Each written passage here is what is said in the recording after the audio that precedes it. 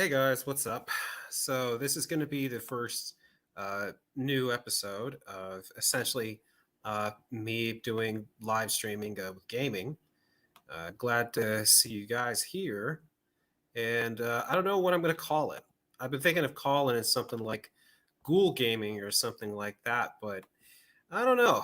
So let's just get into this, and you guys can see the screen from here. If you cannot see it, um, please, for those of you guys, tell me in YouTube or whatever, and I'll try to fix it. So, because I tested this stuff last night and tried working on it, so hopefully this goes through correctly.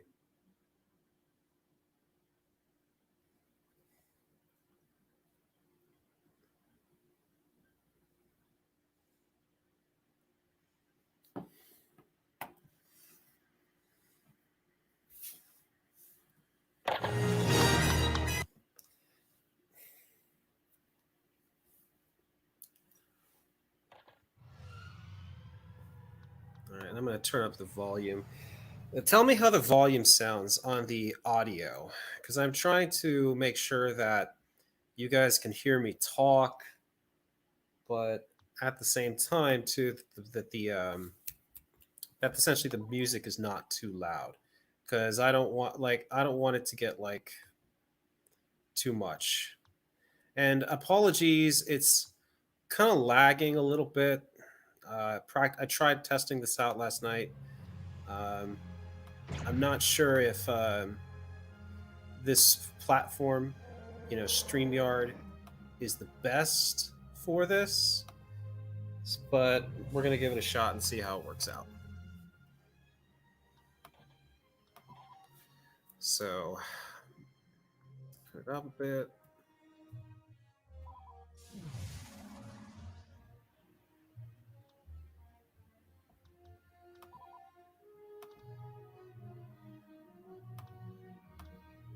All right, here we go. Let me turn on the music though, because I think Twitch is really weird with this. I think with Twitch, like they literally, like, I think with Twitch they like mute it if like even the music you're playing is like this. So I'm gonna shut that out and just do the game. So let's do the original campaign, I suppose. Or what should I do this one? I don't know. Like I said, guys, I can't really see your comments if you're going to be commenting. So if you're commenting, uh, do it. I don't know. Just give you the heads up. I can't really see it. Anyway, let's see. Let's go to Galactic Conquest. I think that's a lot funner. No offense. And I think I'm going to go with Attack of the Clones first because, as neoconservatives, we're about the Republic and crushing the despots.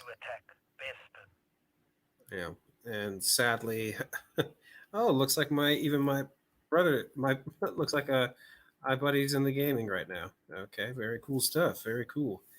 I wish that one of the you guys who I'm friends with on this gaming platform, Steam, would get in on this. You want to jump on and we want to play. You want to play actually this game? If you've got it, then go ahead. I would like that. So I'm going to attack Bespin. That's probably my favorite level.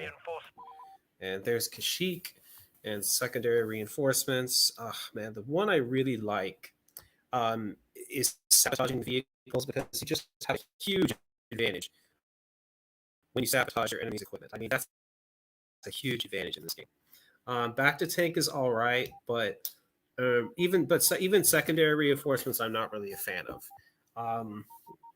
That upgrade, essentially, secondary reinforcements can be mitigated if you do a really good job of seizing control of the enemy's positions.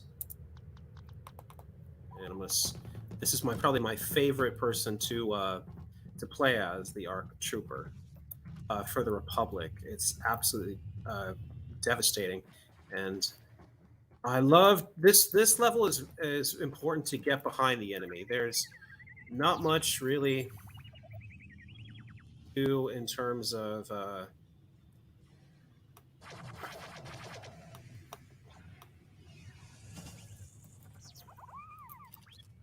there's not much to do with this level in terms of really attacking bad enemy positions in the center. It's just essentially a slugfest. So it's just best to attack. Oh, crud. I'm going to kill myself. Whew, that was close. That was really embarrassing. Okay, I hope you all forgot. You did not see that embarrassing a moment where I nearly killed myself.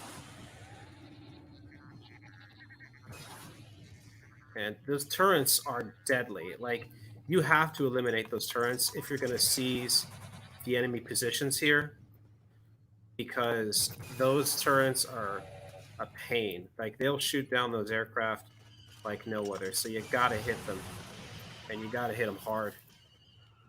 It's important to really get behind the enemy like this and focus on attacking the enemy here. Because if you fail to, shoot. Dang it. I lost it.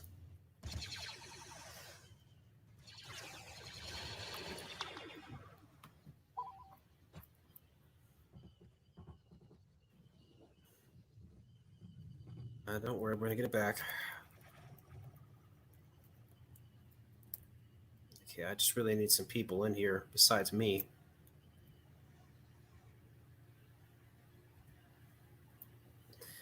What do I press to get the command in here for this? I totally forget. Okay, so I've got a couple of people in here. So I think this is good enough for now.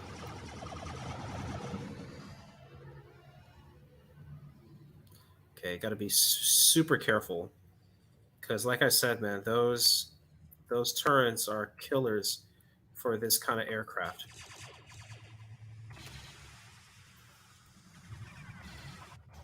Dang it. I told you, man. I must have been shot by the one that was over here in this area. Those ones are such a pain.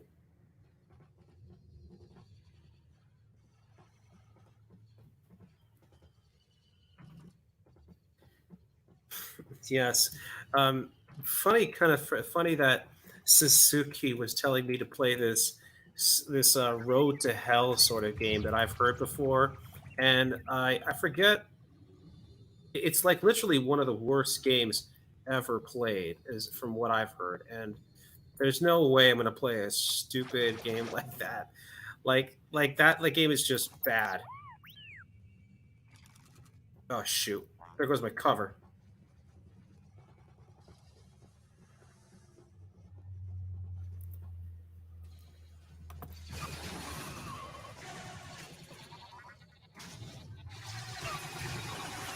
Dang it! Oh, come on. That was just my luck.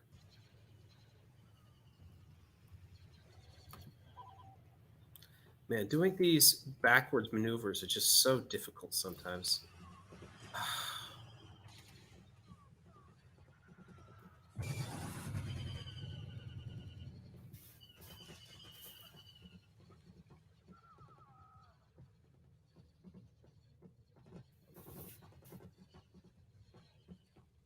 This.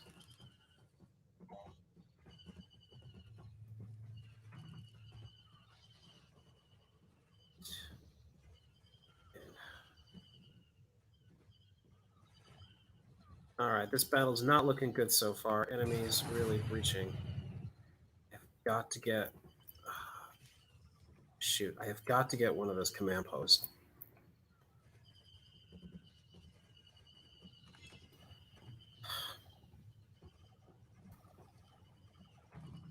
And oh shoot, they're even taking the center. This might be the opportunity I need.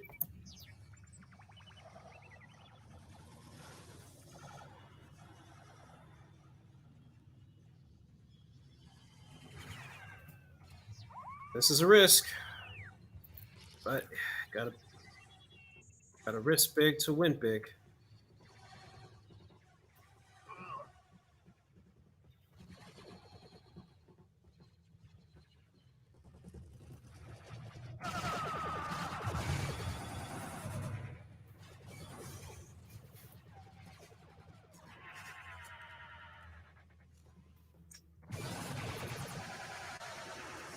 Finally, shoot! Why won't you die? Oh, get shut down, droid.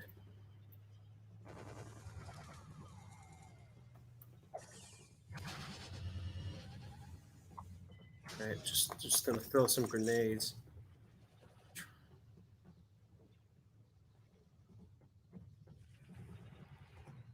My gosh, I got some troops here, finally.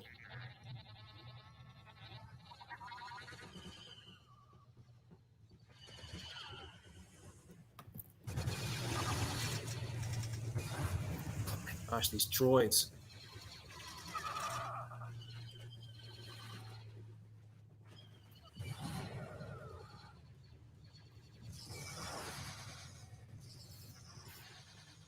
Jeez, I've got ammo. And I'm out of free. Oh, frick. What the heck happened? Oh, shoot. I don't know what just happened, guys. Oh, come on. Respawn.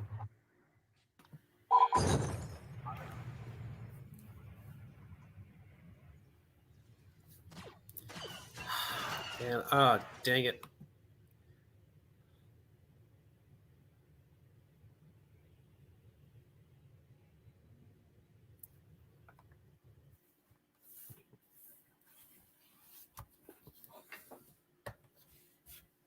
Okay, what just happened?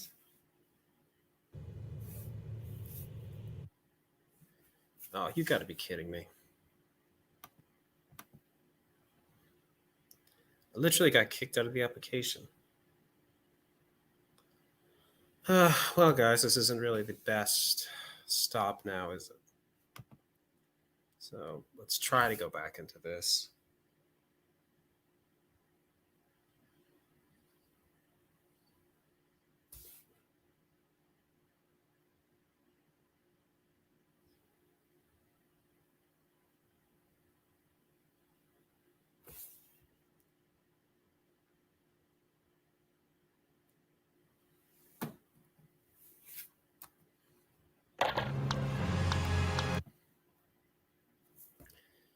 All right, guys, can you tell me if you're getting any background noise or something like that? Just because I need to know if there's like noise reverberating or something. I ran into this issue last night testing this thing, and I don't know how it was caused or why it was caused. All right, let's try this. Let's try a different one this time. Activate a planetary bonus. Secondary reinforcements. Okay, I like enemy sensors is good if you're doing that for like a person playing, but not really for the game, in my opinion.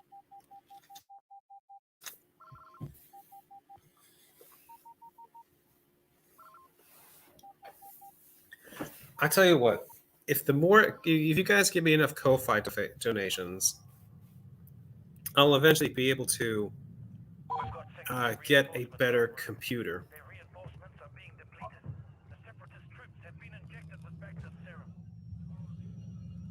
Like if I could get a better computer to play video games, that would be awesome. So, yep, hook me up on Ko-fi because again, that's my primary source of getting support for my content. But again, if you guys also too want to send me bits, that would really help. Also, I mean, I could really use the help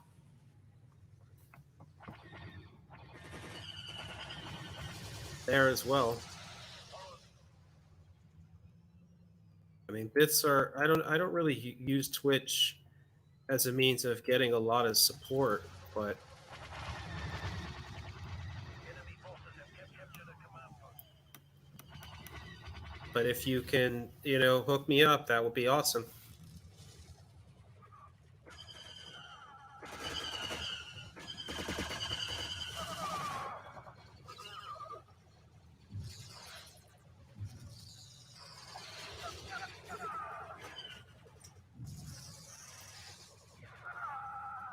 Dang it.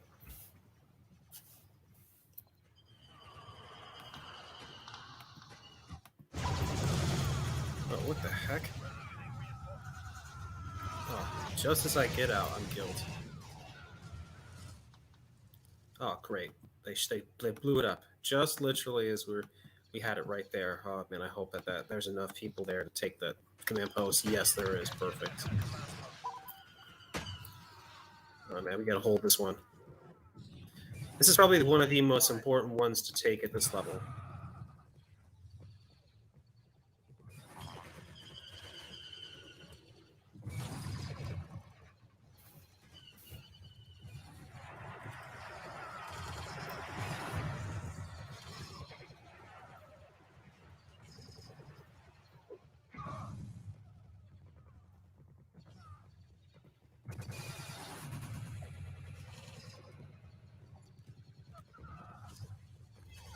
Oh, man. People don't necessarily like to play the old games like this, but I don't. The Star Wars Battlefront has never really aged. It's always been a great game. It's always been fun to play. For me, I've never been bored with it.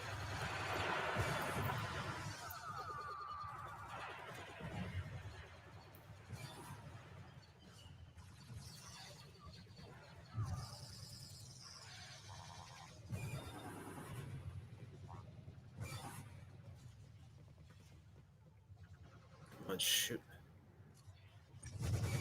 Blow up already, will you?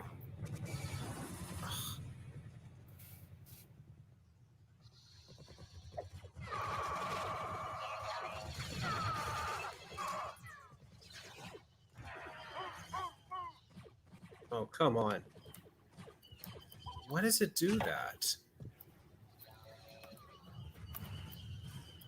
Oh, my gosh. I really hated doing that. This is what happens when you don't have a mouse.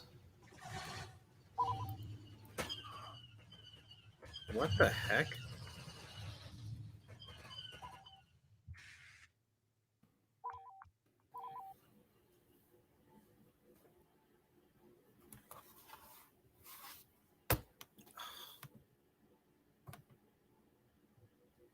All right.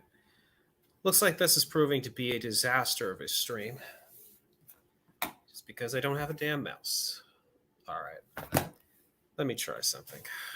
Be back in a second, guys. Oh, man. This is going to. I'm going to have to do some serious editing with this video.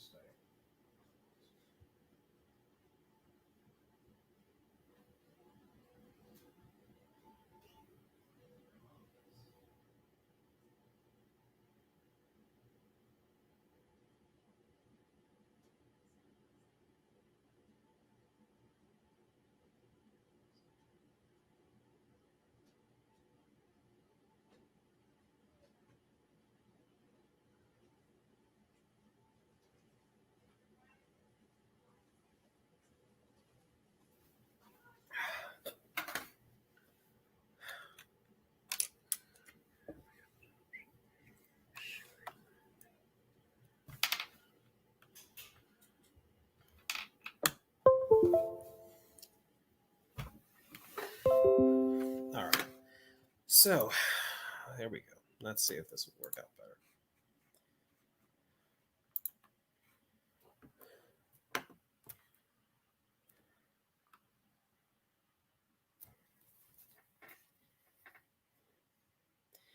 Again, it doesn't look like anyone's tuning in, but, what are you going to do?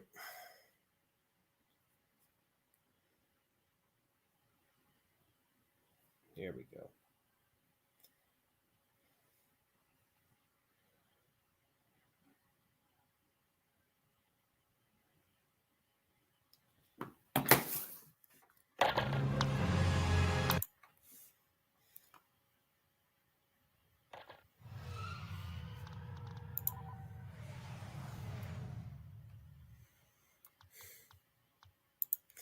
Man, this is weird. You guys can see the stuff faster than even I can on my screen. I don't know how that's possible.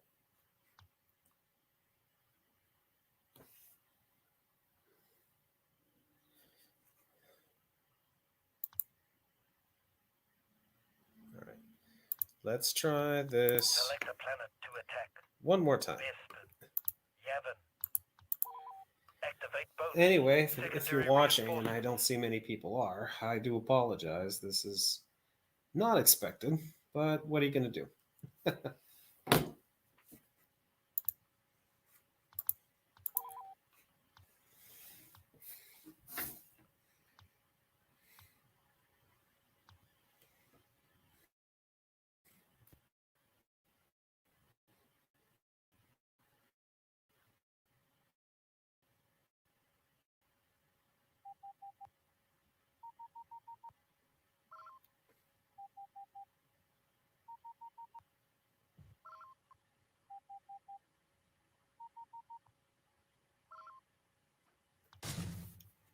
All right. Oh, shoot. Not this level. They're jamming our sensor. We've got secondary reinforcements en route. I chose the wrong one. But it's time for the secret path.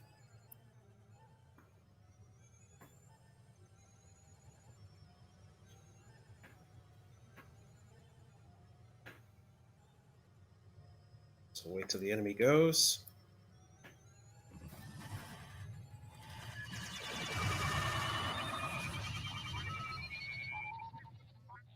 Oh, that was close.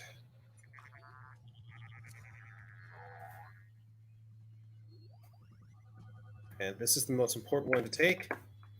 And you better hope to pray to God that you can take it before the enemy spawns too many people.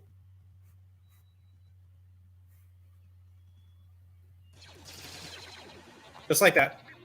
Oh, damn it. I can't believe. Oh my gosh. I moved out of this space for a second and lost this Enemy forces and lost all the gains I made.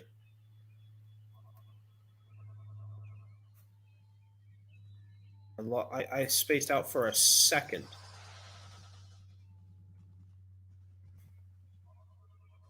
Oh my gosh, I can't believe that. Oh my gosh, I hope my luck holds. Please, oh please, oh please.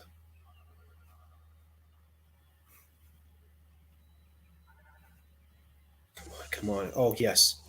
Oh blimey. Oh my gosh. Whew, I'm so relieved. Like losing this spot would have been so bad. I oh my gosh, I'm so lucky. We've captured a command post.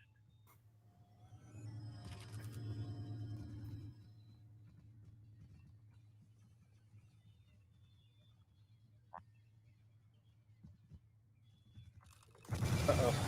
Uh-oh. Uh-oh. Not good. Not good.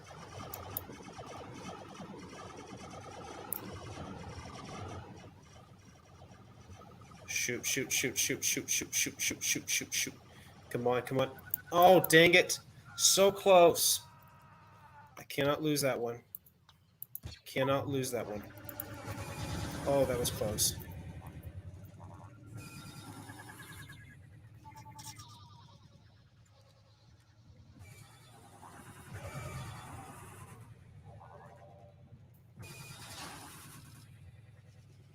That was so close.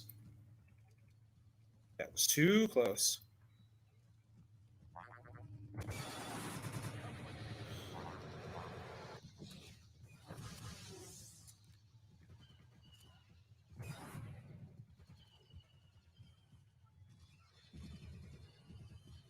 Oh my gosh, we're right behind the enemy, but oh my gosh, they've got like almost double the men we have. But oh my gosh, I can't afford to leave. I can't lose the spot though because if I leave, then essentially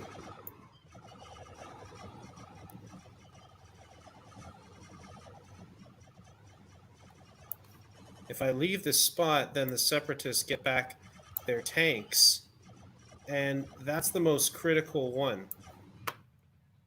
Like, if the Separatists get their tanks, then you lose. Then, oh my gosh, I've got one of the most. Oh, you've got to be kidding me! Oh man, they're flanking us. Oh my gosh. Well, now that the tank's destroyed, and I don't know how I killed that tank, but now that the tank's destroyed, at the very least, oh my gosh, we might have a chance. Because there's no other place where they can get tanks. But shoot, though, we're so behind. I don't even know if the secondary reinforcements are going to help.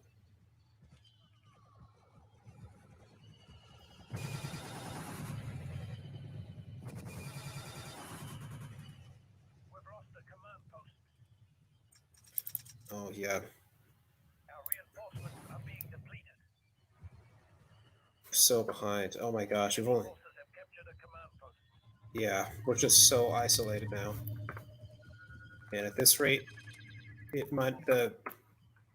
At this rate, having even.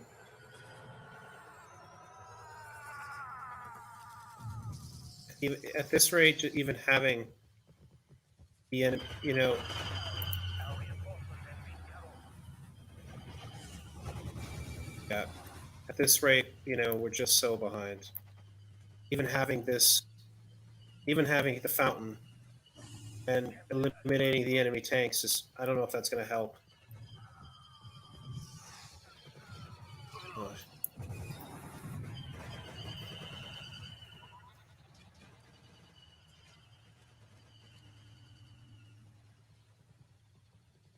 shoot, yeah.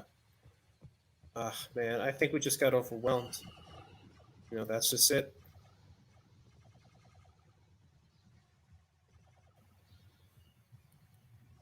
Yep, the enemy. Oh man, yeah. Secondary reinforcements just isn't going to cut it.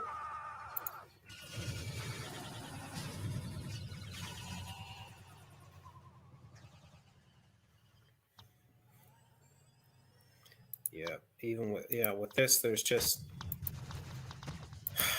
not enough troops. Holy crap! They're literally right in the bay. Oh my gosh.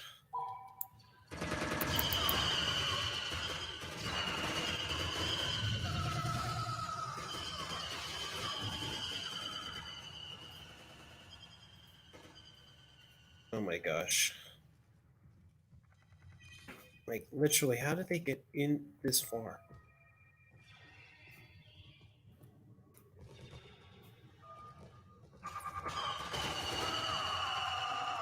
Oh, great.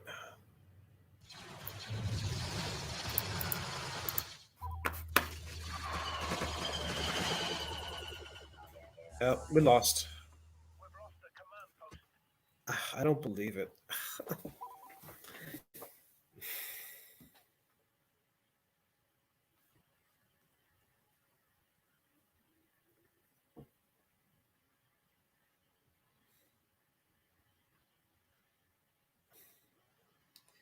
Well, that sucks.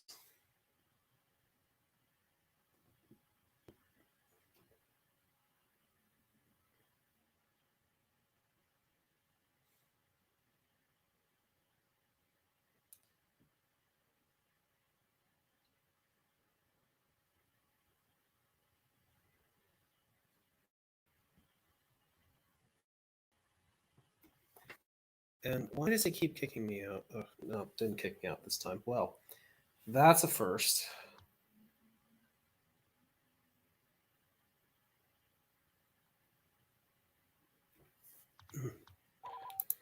Yeah, it sucks. But what are you going to do? I lost, so now to the next one. Yeah, I see. Having Boyne loyalist put in the Twitter Battlefront One, a classic. You still have the box. Wow, I see the picture. I mean, that is Select that bonus to activate. that's classic. All right, Secondary reinforcements. that's a great. It's definitely a great game. It's still one of my favorites.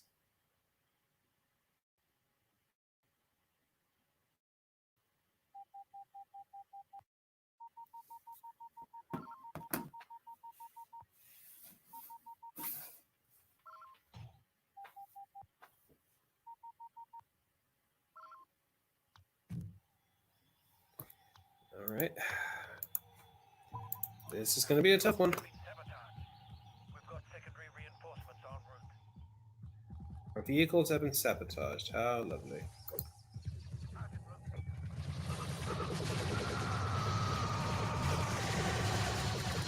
This is probably. Oh my gosh, this level is just one of the hardest for the Republic to win.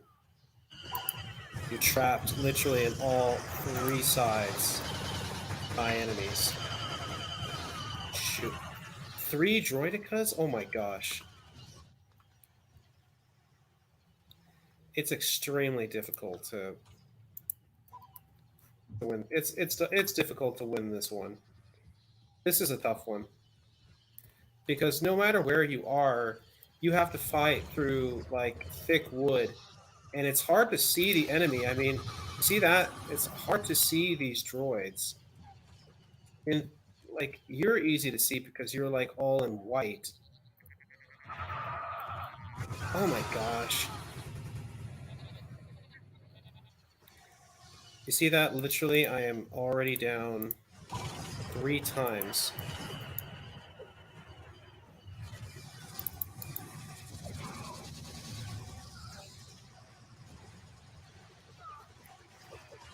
Oh my gosh.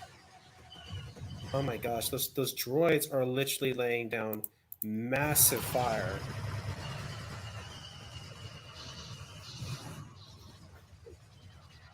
Come on.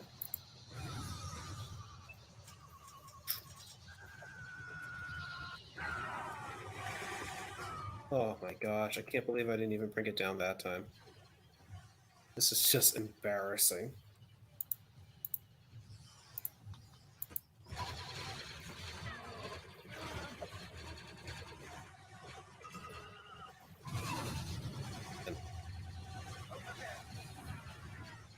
This is how the French must have felt at Dien Bien Phu, where they literally got surrounded by the Viet Cong.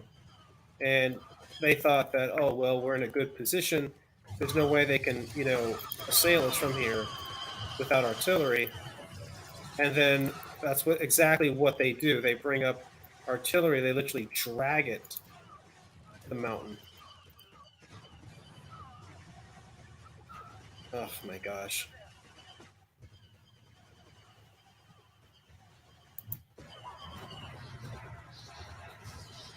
Man, but this might be the first game that I play of this like series and actually like lose a campaign because I've never lost a actual campaign playing this game, and I'm literally about to die.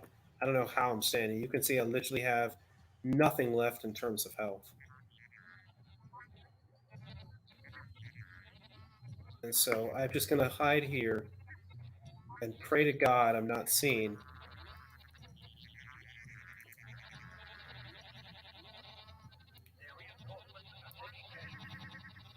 Oh my gosh, we might be able to win this. Might. Captured a command post.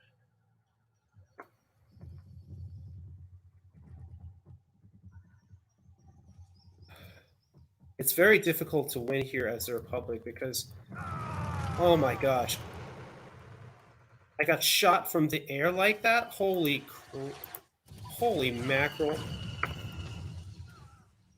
How did that happen? Oh my gosh, he tried to, the computer tried to land him here, and got shot along the way. See, I could even see these. I could even see where they were coming from. Oh shoot! I almost hit my clone button. That's the thing. You just can't see the enemy. It's so difficult.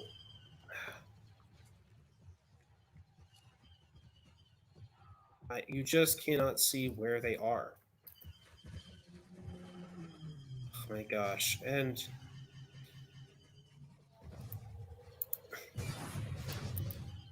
my gosh.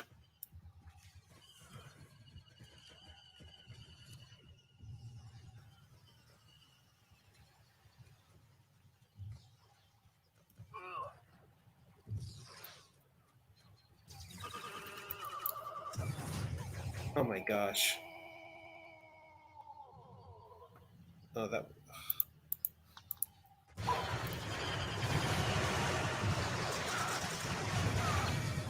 Oh no, you don't.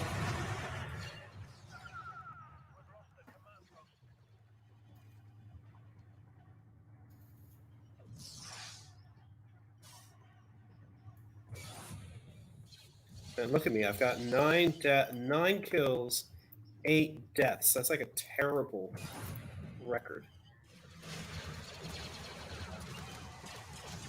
Us. Oh my gosh. We're like literally on the brink right here.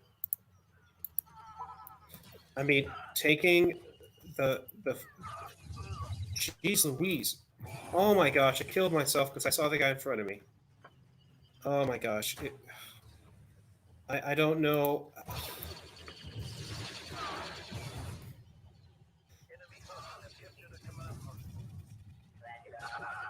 Oh my gosh. We're literally on the brink right here. Their reinforcements are taking casualties. I captured a command post.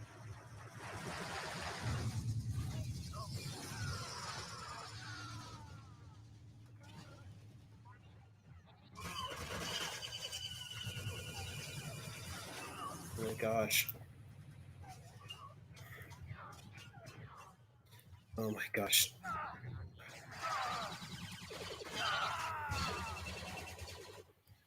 Oh my gosh, we're surrounded. Yeah, we're just, oh my gosh, we're surrounded and cut off. We've lost a command post. Enemy forces have captured a command post.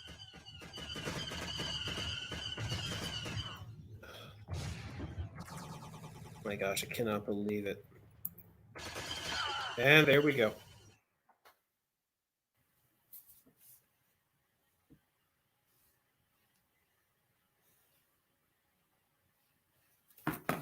Oh, that's embarrassing.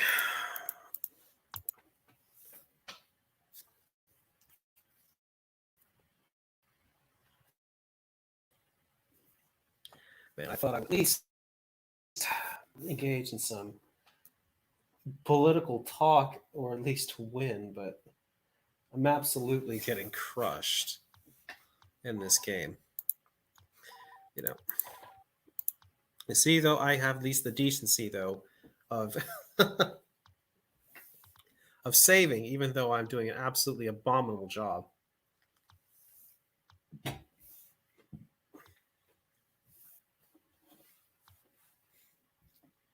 Choose a bonus to activate. I've got no bonuses.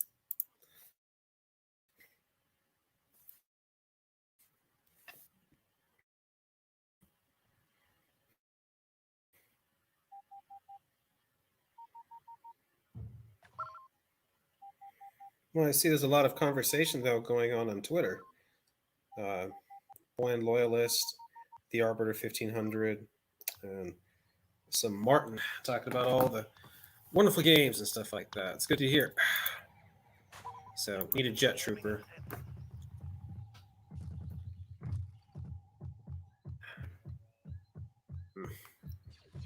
Here, the Republic literally has very little to go off of. The enemy's got all those, as you can see right there. So, tons of resources to use. The best way to beat the Separatists here is not to seize the beach. The beach really offers nothing really, in my opinion, to defending any position. Best way to beat the Separatists at this level is to seize that right there. That area is totally necessary for the Separatists to win. Enemy forces have captured a command post. I don't even think the docks are the most important either, because those are just hard. All right. Well, man, I wish someone would get in that and move it away from that position. All right. Well, harder losing casualties. So, all right, here goes nothing.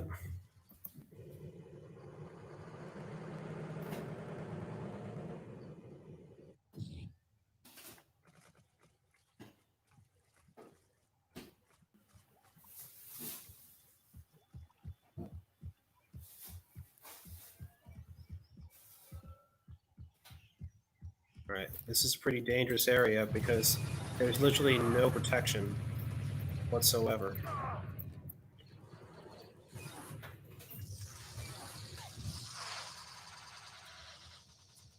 As you can see right there, he nearly killed me. But I'm going to try to hold here if possible.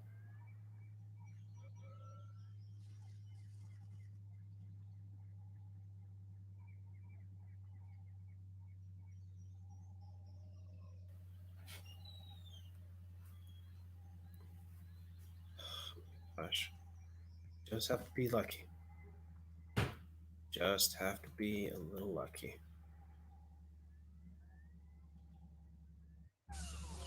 Okay, perfect. All right. Just have to be a little lucky. And those are going to blow up any second now. That's one.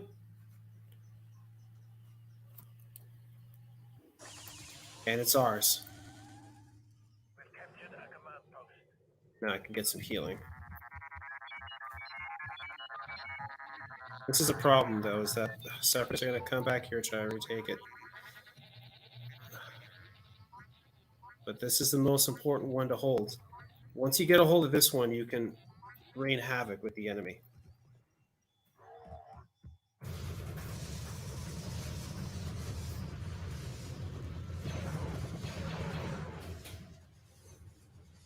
See?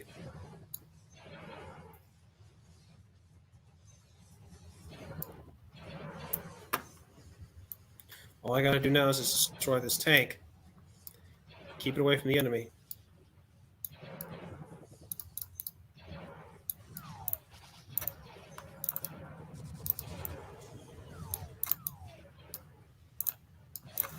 And boom!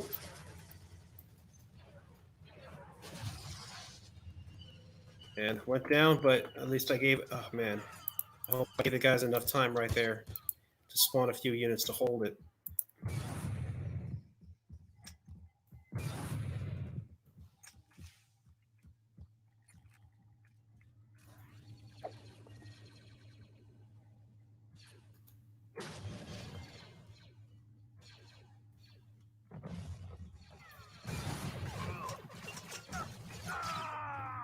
Dang it, come on.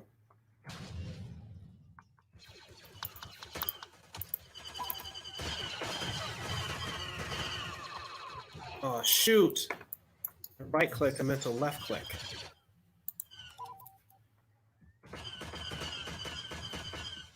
Okay, that's one.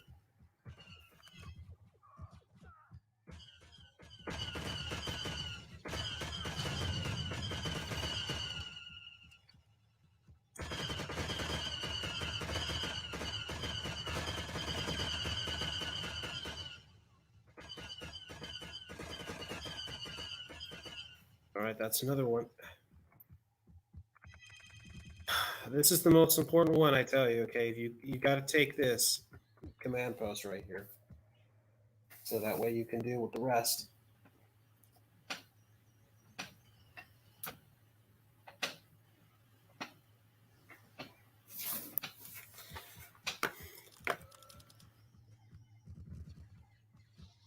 All right.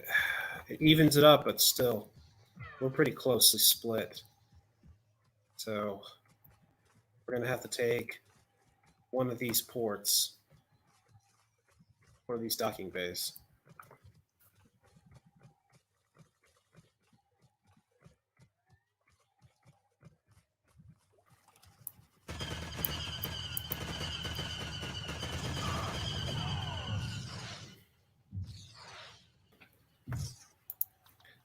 Just right. One of these will be very handy now.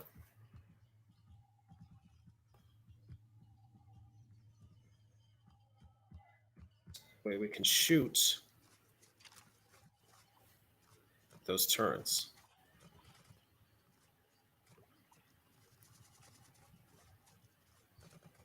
All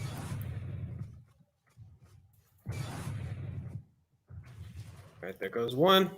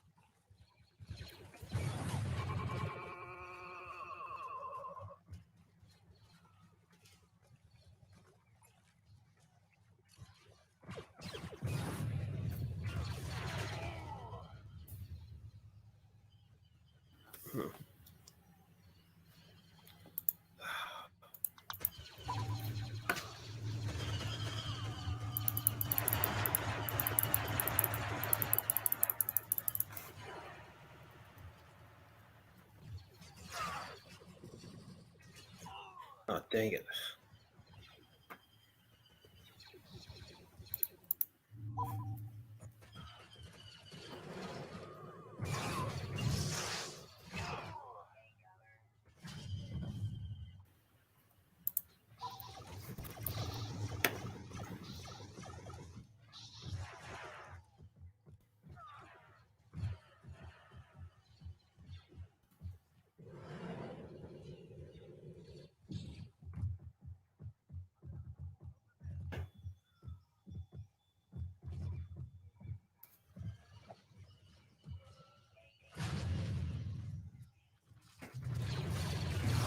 Oh, crap. Crud.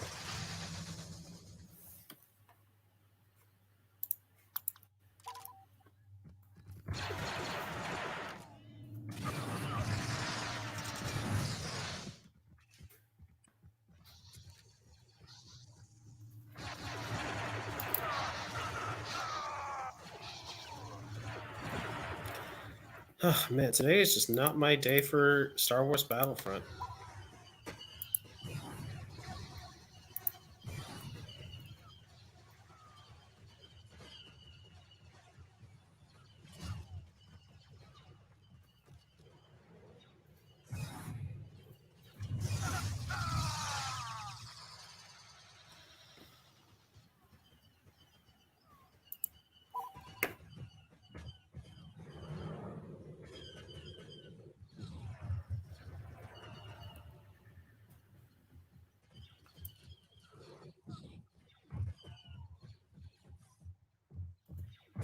We're off the command post.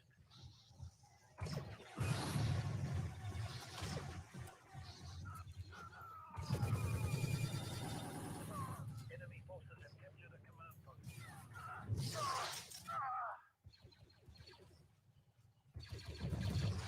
Ugh.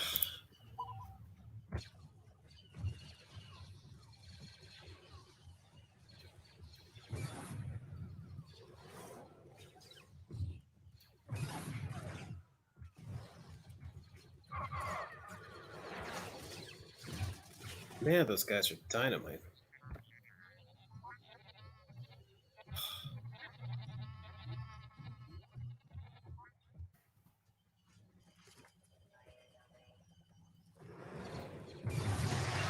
Oh, jeez, come on. I literally. Man, today is just not my day. I'll probably just do this for Twitch. I don't see the point doing this for YouTube.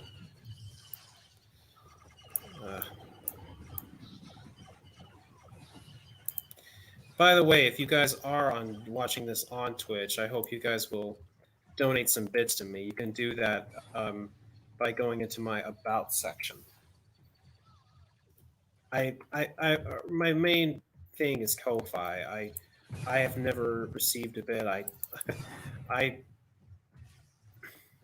but if that's you want to, support my neoconservative content, then go ahead. All right, come on.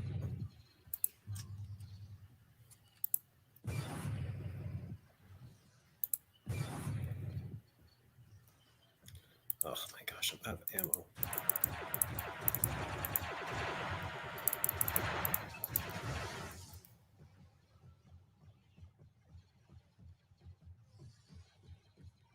Gosh, it is so dangerous. All right, well, the enemy retook that area, and now they're going to have the tanks. Shoot. This is not helpful.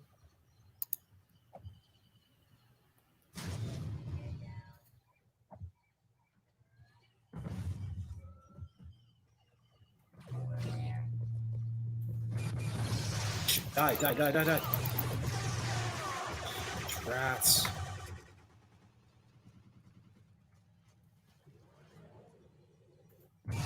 Oh, come on. I can't believe I just killed myself.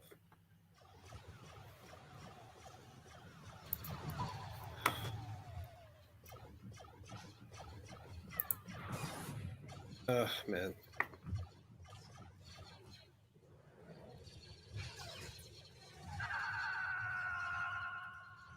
MPs. Those guys are killers there.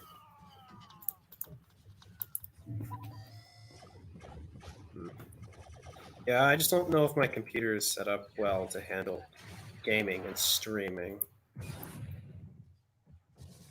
So obviously, if you guys want to help donate via Ko-Fi and help me get a new one, that'd be great.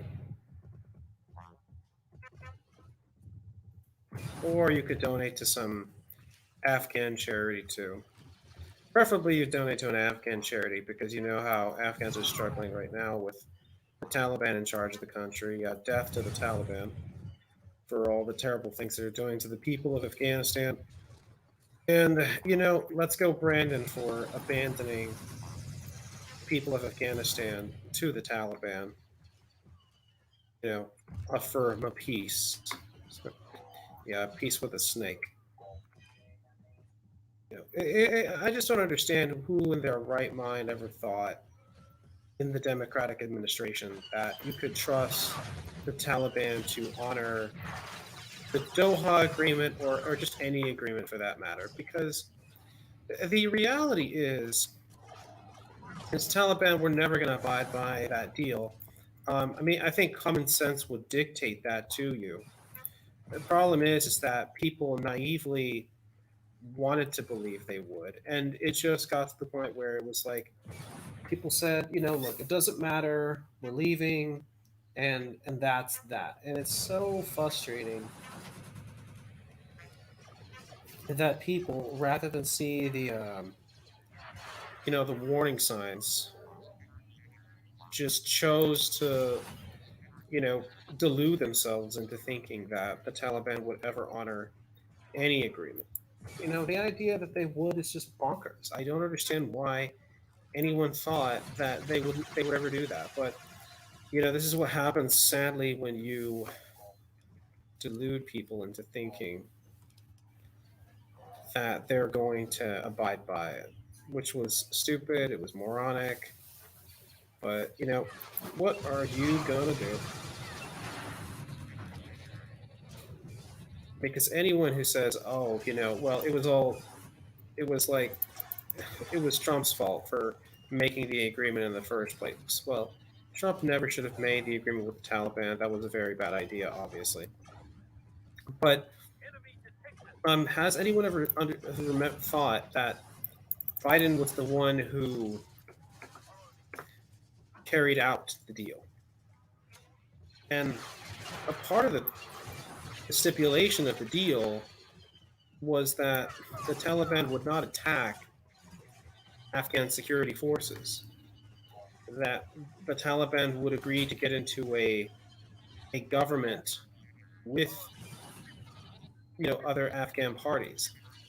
And was that a bad idea? Do you ever want the Taliban in a government with you? Absolutely not. The Taliban are absolutely corrupt, and any oh crap.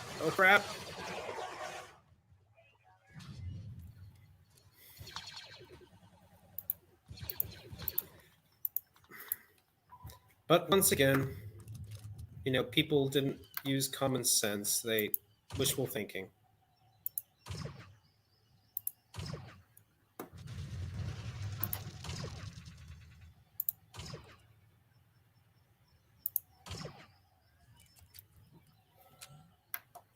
And wishful thinking, of course, as we all know, everyone gets you nowhere. And we might just win this one. Might actually just win this one by the skin of my teeth.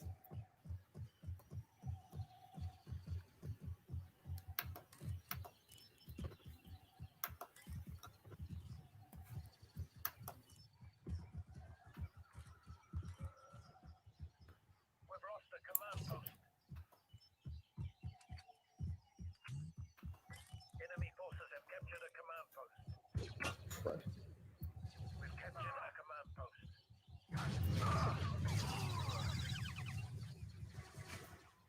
Okay, maybe we won't win this one. Man, this is way too close for comfort.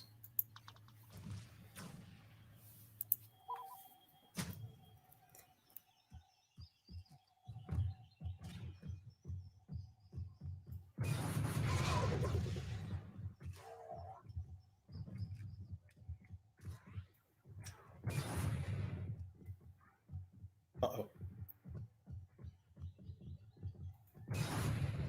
Gotcha. That's the thing about the droidicas. You got to catch them while they're. Oh, dang it! Oh no!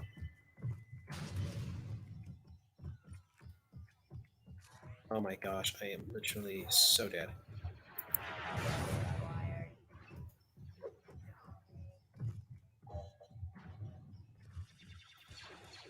Oh dang it! Oh man, they're just ahead of us by a hair. We've captured a command post. Ah! Oh dang it! Looks like I'm about to lose. I Lost the bet command we post. just had it. We just about had it, and I did a Enemy forces have captured a command terrible post. job of figuring out where the enemy was.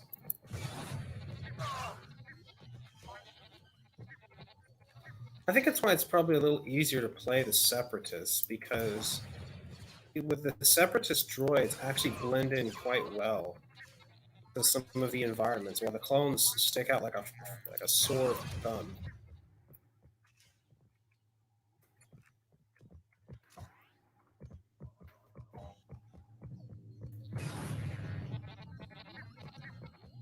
Oh man, that was nice. I caught that one from way afar.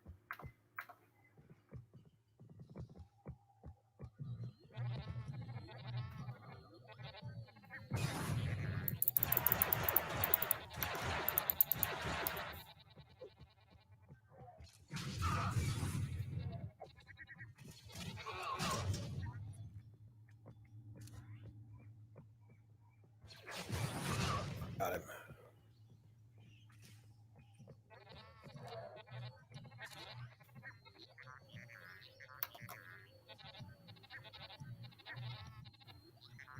Oh my gosh, it is literally 3-3 right now. I either lose the campaign here or I continue on only to, essentially have to get back on the back foot. Oh shoot, there's like now just two of us. And all right, I have to kill three enemies.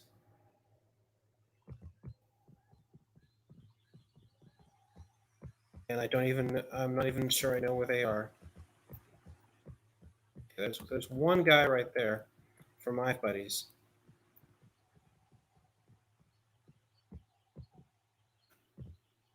Oh my gosh, this is like where everyone's literally killed each other and you've got literally nothing left.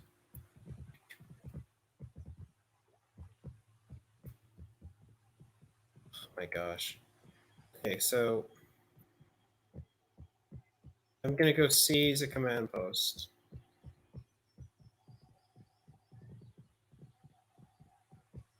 No, no, no, no, not out there. I'd be a sitting duck. I'm gonna go try this one,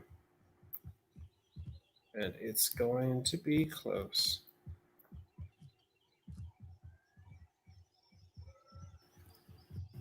Yeah, people think that with guerrilla insurgencies, those always are going to win against state forces, but that's not true. Most guerrilla insurgencies or revolts are actually put down pretty quickly. What the difference between what you had in Afghanistan with the Taliban was that the Taliban had a safe zone to always go to, Pakistan. So by essentially they could go into Pakistan, escape the eyes of the security forces, go rebuild, regroup, recuperate, get more, We've captured a essentially command more post. people. Because where did the Taliban recruit from? Uh, they recruited mostly from Pakistan. A lot of these Pakistanis were going into the country and causing lots of problems. So there needs to be an addressing of the Pakistani question in relation to being involved with terrorism across the globe, terrorism all across the region. Because the reality is that the terrorism that we have seen in Afghanistan was essentially bought, paid for, committed, and sponsored by the Taliban. I mean, they were the ones essentially who committed all these acts. They were the ones who essentially caused all these problems. So, if we look at the situation, um, the reality is that we have to address, this question of the Pakistanis and how deep their involvement is with essentially terrorism across the globe and terrorism in the region.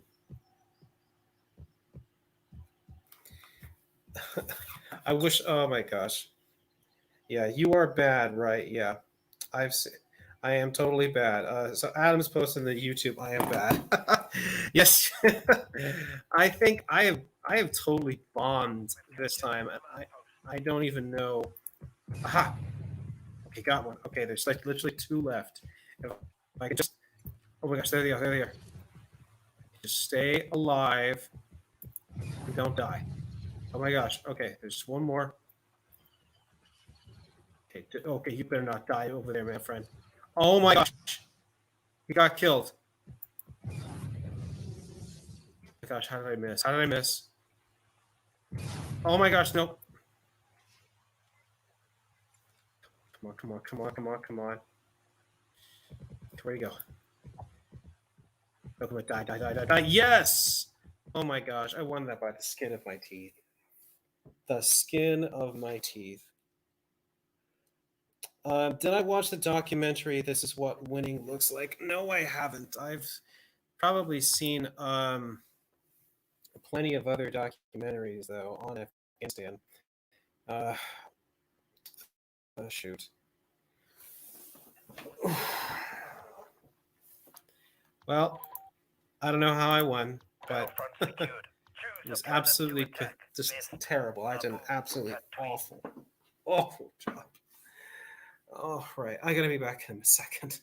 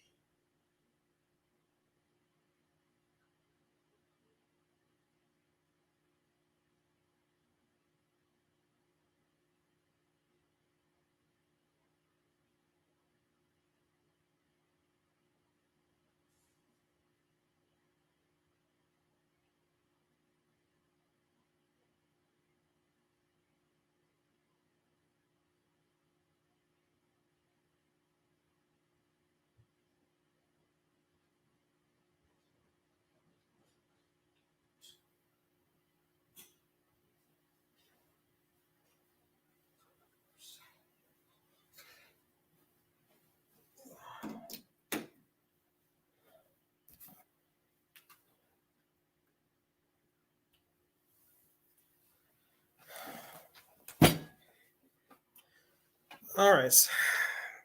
Sorry, guys. I had to go get something for my phone because I can't see, unfortunately, your chats. With how I'm playing this right now. Again, because I don't have that. I don't have the skills necessary right now. This is really just the beginning stage of what I hope is going to be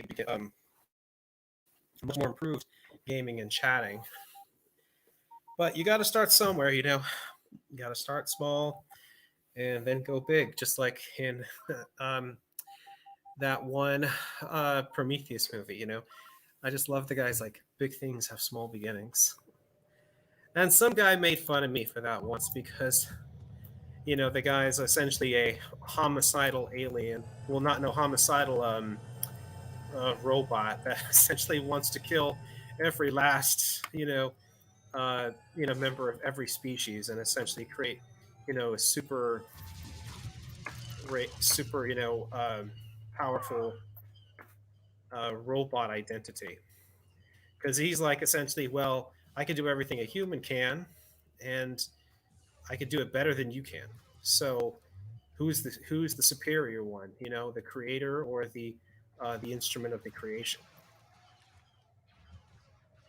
And that's kind of like with man. You know how man says, how man says, oh well, we've destroyed God, although man has not. Come on, die already. How did, how did you not die?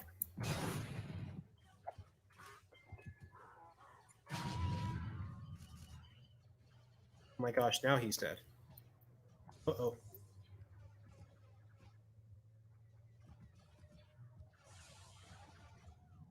Oh my gosh, what luck. Oh, what luck. What beautiful, beautiful luck.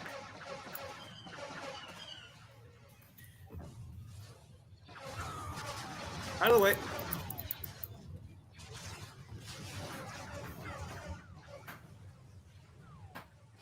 Let's, oh my gosh, the Separatists took this? Oh, great. Now I don't have to take it from the Tuscans. Beautiful. Now let me get out of this thing.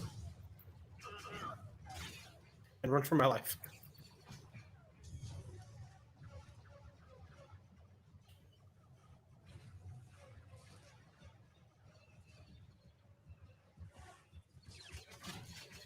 Jump. Now I gotta. Oh, drats. Well, that was close. Well, I like to take these. I like to get rid of the Tuscans initially in the early stages.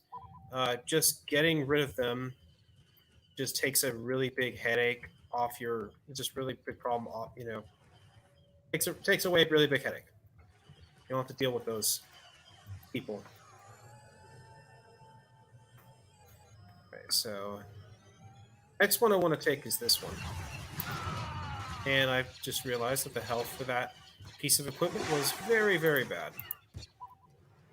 Okay, need to eliminate those droidicas because those are wreaking havoc right now.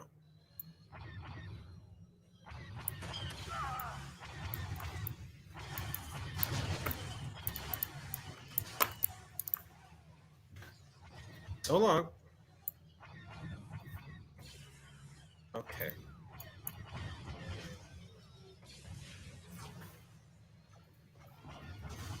It's important to eliminate that and clear the way for the rest of the troops. It's got to take this one right here. This one right here is important.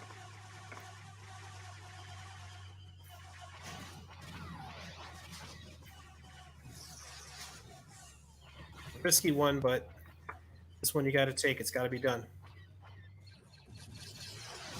Oh, that was close.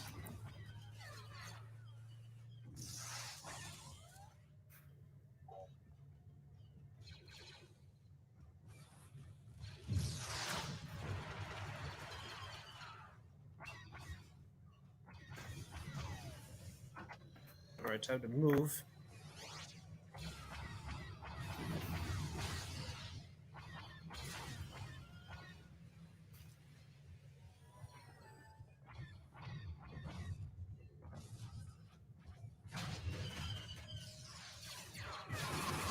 Boom. I'm doing much better on this one than I am the others.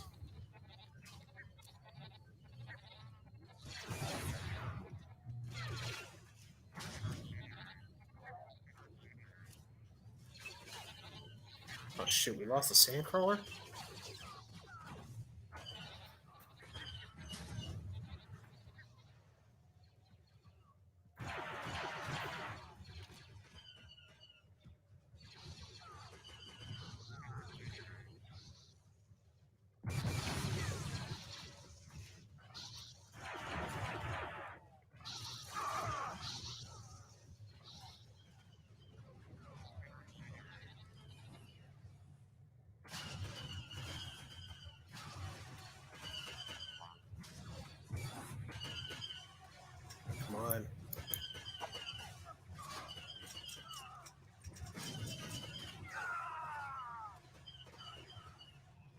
Oh, dang it, they're going to try to...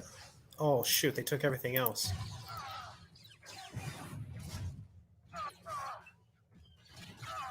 Oh, dang it, they're going to try to overwhelm us.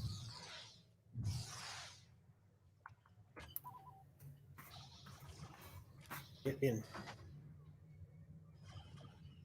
Why do you get in here? I didn't kill him.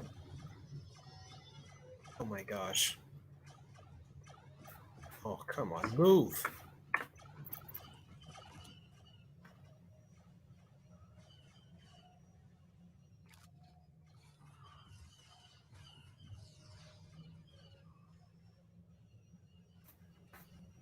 Oh, dang it.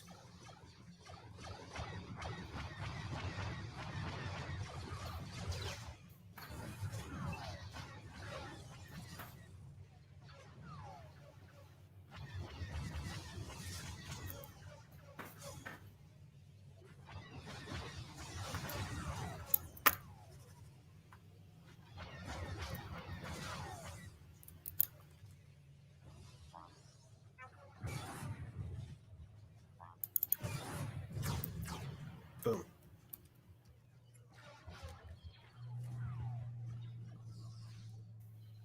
Oh my gosh, we're going to get overwhelmed.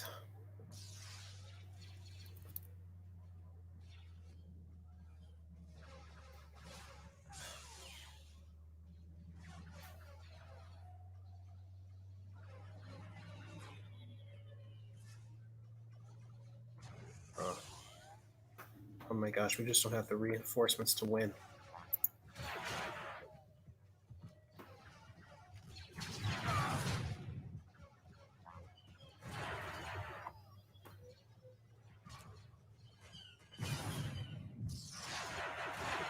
You wonder why I haven't commented in a minute on your comments. Like I said, it's before I have to use my phone because I just can't look at them. I have figured out how to set this up, and I had to put my phone on the dang charger because Lord behold, it was dying on me. So yeah, fun stuff. And oh shoot, I'm definitely gonna lose.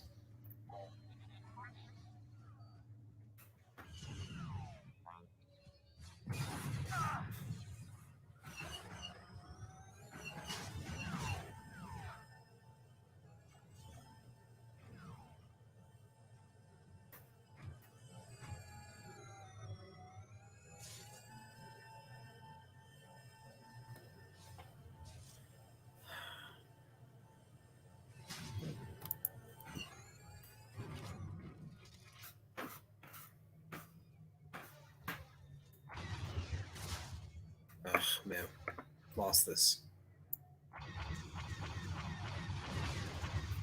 Time to retreat.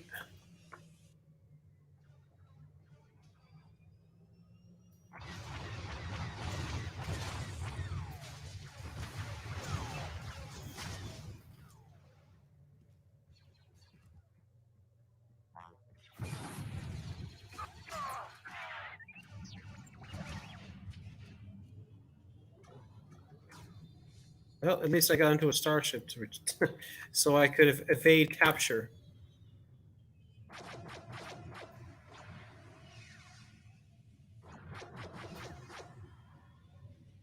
Well, to the starship.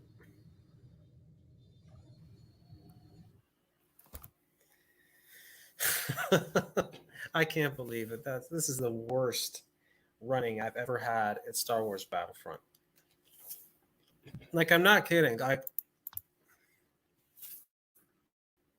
This is the worst I've ever done.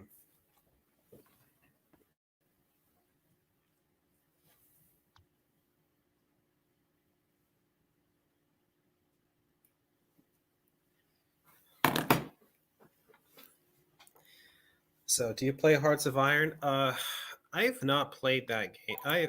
I did play it a little bit, but this computer that I have, my laptop, just can't handle that sort of the the content. So I just don't. I would love to get an improved laptop. So, like I said, if you guys go to my Ko-fi, you can support me there and help me get the kind of computer system that I can do it. Quick sticks. Oh, hey. Get this. We have a lot of Activate the play disagreements, the you and chance I. bonus. No, but this brings back nostalgia. Yeah, this was a good game. I remember when I got this game. Man, jeez, one of my favorite games. But you know, my favorite game is though. It's Rome Total War. That is without a doubt my favorite game.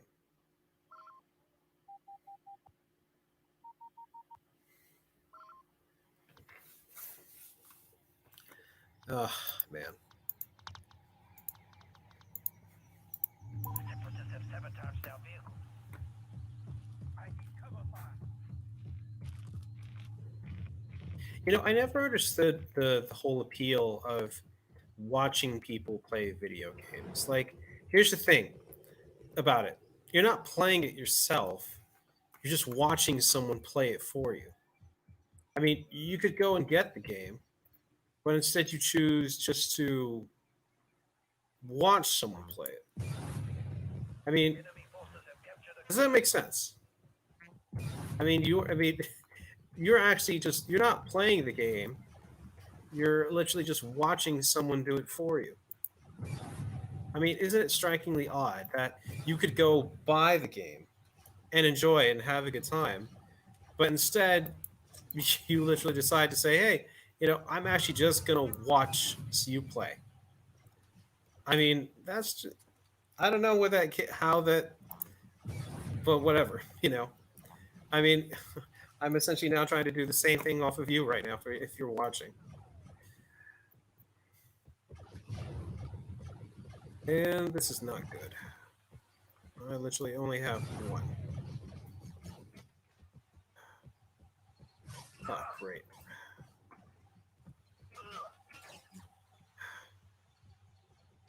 I need some ammo.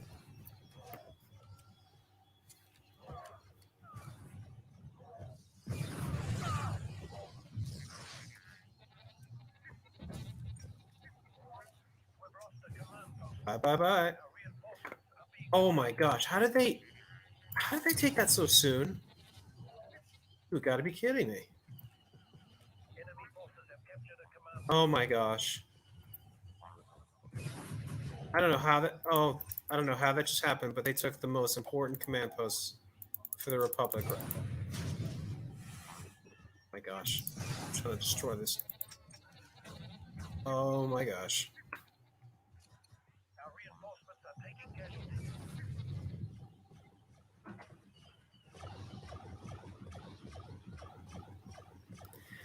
And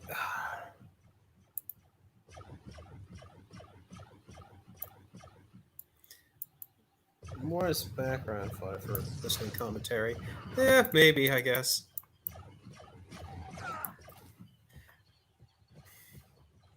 I mean, this is my first run at this, so obviously it's going to get better and improve over We're time. losing This is reinforcements. more of like a test run, if you.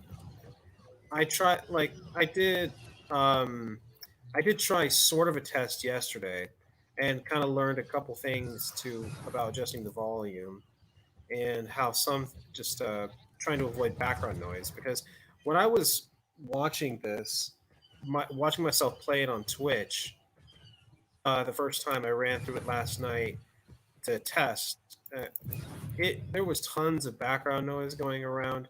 It was repeating and it was screeching high, and so I'm obviously that's not happening this time, so that's great.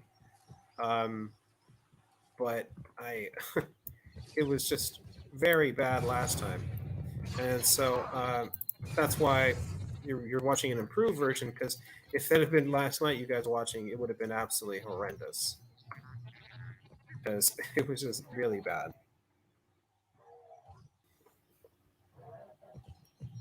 Our reinforcements are taking casualties. Shoot!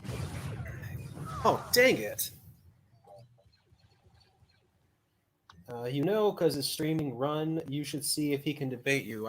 Who's streaming run? You know, because it's streaming run. I is that a what are you referring to, Adams? Is that a profile or something? Because if you want, if I would love to debate someone while doing gaming, I guess that would be fun. I offered Reinforcements have been cut off. I offered Lord Commissars the opportunity to actually come on and debate me right now, because he and I debated before in Afghanistan, and I wanted to continue that discussion, but this time talk about the insurgency against the Afghanistan going on right now against the Taliban from the National Resistance Front, led by Ahmad Massoud, who is the son Our reinforcements of have been the cut off. famous insurgent fighter against the Taliban and against the Soviet, Ahmed Massoud. And he was killed by Al Qaeda literally just a couple days before 9/11. And so the Taliban assassinated him in an explosion, um, using under the false guise of a journalistic opportunity.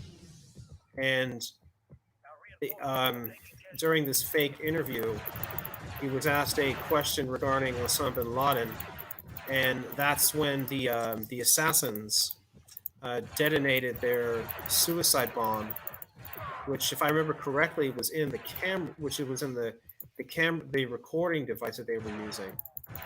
And Ahmad Massoud was not killed instantly, but he did not survive his injuries.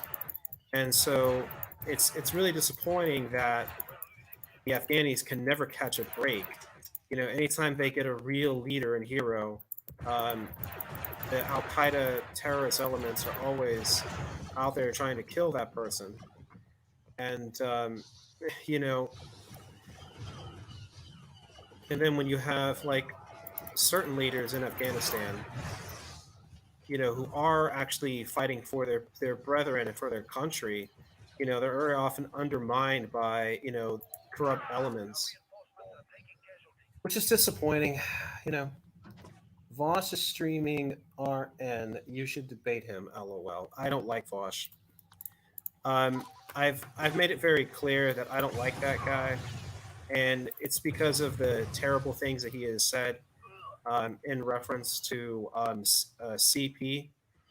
He has actually gone on record saying that he does not think that people who have CP material Our reinforcements are should taking casualties. be prosecuted. And people like that I absolutely hate. I mean, because again, he made excuses for it. So, and there's even an article out there that where a person alleges um, that Vosh actually admitted to them that they'd actually watched or had this material. And if that's true, then no offense, he needs to be investigated by the FBI for this kind of material. Because and I don't people like that. I'm sorry, but I mean, if I were to debate Vosh, I know that would immediately up my status because people, obviously he's got thousands upon thousands of fans, and at least a few dozen of them would look at my stuff, and they might say, well, I don't like what you're talking about, but I'll subscribe and Our maybe take a listen reinforcements every are now and taking then. So it might up my casualties. viewership. But am I really going to sell my soul to talk to a guy who could be who either A is a possible pedophile, or B, at best, is a pedo apologist? Because I mean, who says that? Who says that in public? When they're streaming in front of hundreds of people. When they say, "Here's a hot take." I have yet to find one good reason why people owning CP shouldn't be prosecuted, and he tries to excuse it by saying, "Oh well, it's not. I didn't really mean it like that. Because what I really mean was is that there is exploitation in Africa, and the lithium in my computer is made, from alleged slave labor."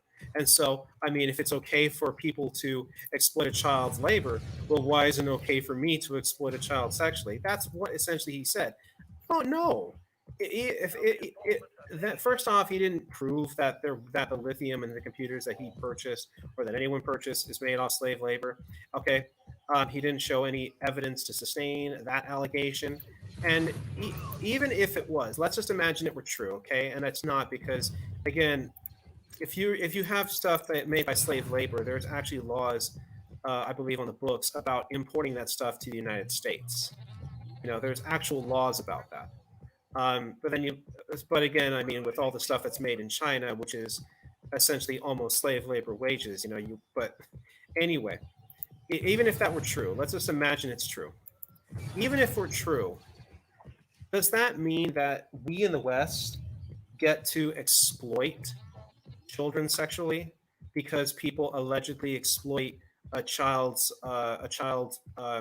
economically in another country? Does that make it any more right? Heck no, absolutely not. Just because, for example, it's just like saying, well, because people sexually exploit children in another country, well, why can't I do that here? No, we have laws against that for a reason, because we understand that crimes against children are absolutely repugnant and disgusting, and we at least now at least believe, understand that exploiting children sexually is absolutely an abomination. And when people like Vosh go out and say, well, I don't think it's a problem, then I'm sorry, but that's just a red flag. Anytime someone says something like that, that should bring up warning signs. That should bring up red flags. That should even bring up, investigation. Because I'm sorry, who says that besides potentially either a pedo or a pedo apologist? I'm sorry, but there's nobody besides people like Nambla who makes statements like that. And I don't understand how Vosh, with all that, with those disgusting takes, has so many fans. And I remember trying to talk with some of his fans on Twitter. They will, I kid you not, they hold water for that guy like no other person. It's the same thing with like Hassan Piker. Okay, when he went and essentially mocked Dan Crenshaw, a war hero, for losing his eye. I don't care what your disagreements are about a person's politics. You don't wish harm against those people. You don't wish, harm against a person because you don't like their politics. You just don't, okay? Because we have something called decency. We have um, something here in the West, which is where, peaceful transitions of power, where we don't, commit violence against our political opponents, because we understand that, hey, you can't just hit someone over the head because they don't agree with the same position that you do. You know, you know. But again, this is the problem with people like Vosh, and it's the problem with people like Hassan Piker, is that they're normalizing this kind of discourse. I've noticed on Twitter how people were praising and celebrating and mocking Bob Dole's death. They were marking, you know, John McCain's death. They were mocking mostly Republican individuals, and there are a lot who have sadly deceased recently. You know, and it just disgusts me that people would hold water for these people and say, oh, well, and especially Hassan Piker's stupid excuse, like, oh, that's not really what I said. Oh, well, English is a second language for me. Dude, where were you born in the United States? Oh, well, he tries to make the excuse, oh, well, I kind of grew up in Turkey. No, he speaks perfectly fluent English. Okay, I know actual people from foreign countries, because of my experience with people on J1 visas and F1 visas, who, forms of student visas. And I know that, trust me, their English is nothing like Hassan Piker's. He knew exactly what he was saying, he knew exactly what he was doing, but he just doesn't care. And he was suspended for a week about that. But no offense, I'm just going to say it. If it had been a Republican, um, if it had been a right wing streamer, like, let's say, like Steven Crowder had, had mocked um, a Democratic, a person, who happened to be a vet, and said, "Oh, I lost their eye to this brave Taliban or whatever guy." that would be deplatformed in a heartbeat. In a heartbeat, they'd be gone. And of course, Hassan Piker, because he has so much of a following and so much popularity, and because he's left, he got suspended for a week. And I don't understand how Vosh even has a channel at this point.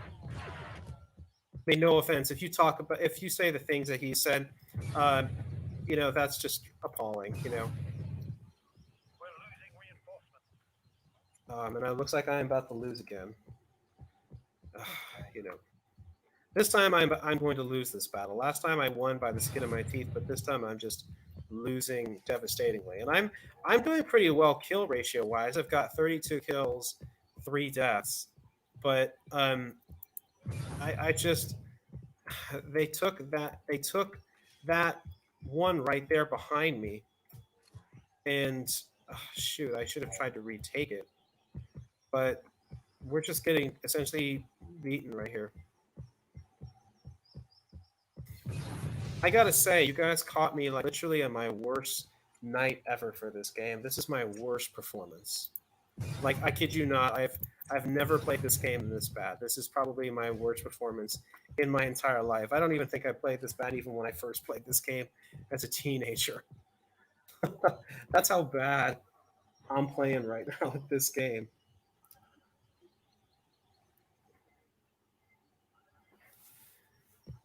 Yeah, I'm trying to switch through people commenting on Twitter and people commenting on YouTube. And yeah, the Arbiter 1500 says this game is a classic. Yeah, totally. Oh, no, you don't.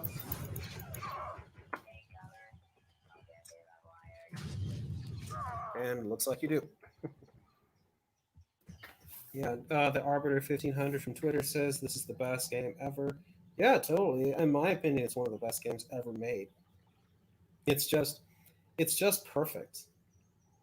I don't think of when it comes to this game, it's probably one of the best games ever made.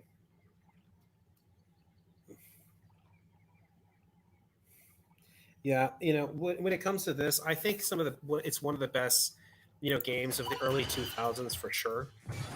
You know, um, then there was Halo, which was an absolutely amazing game, which had changed the face of gaming forever.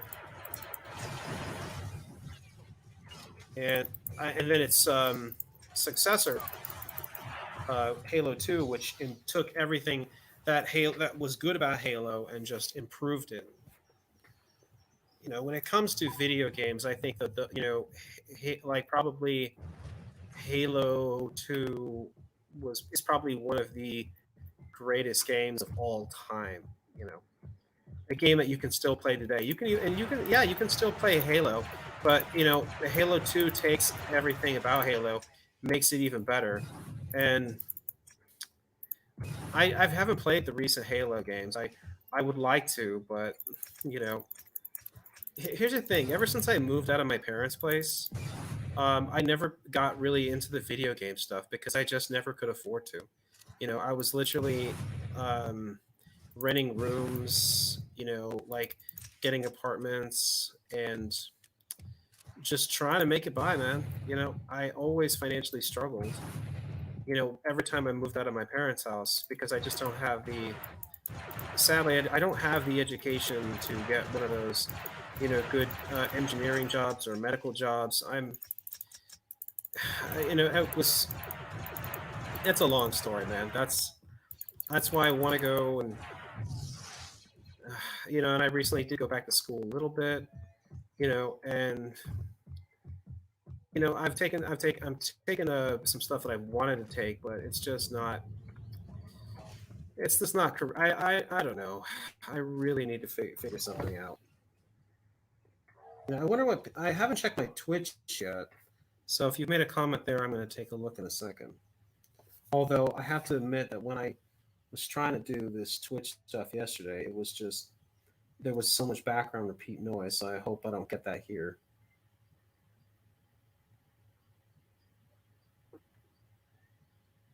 Okay, I'm hearing something.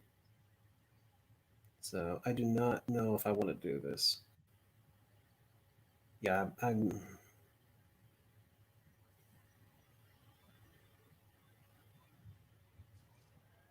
Target located. Take cover. Yeah, so there's no one commenting on Twitch, so I'll just stay off that. Oh, dang it, I got killed. Here we go. I wasn't even looking, and bam. So I'll just stick with YouTube. Yeah, YouTube seems to be where I get most of my views anyway.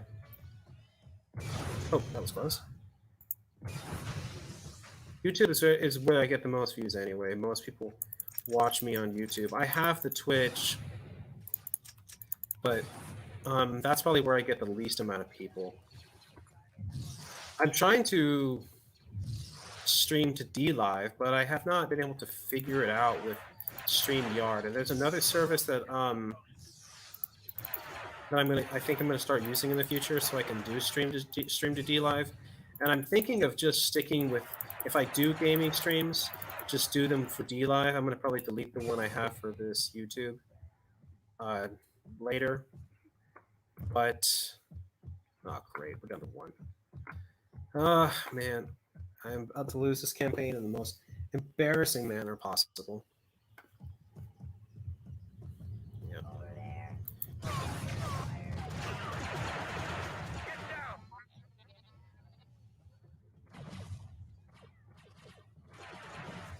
Well, that's probably the last one I'm going to be able to kill. I'm out of ammo on everything. And literally, we just have one left, and the enemy has literally 143. So I've absolutely been routed, people. Absolutely embarrassing.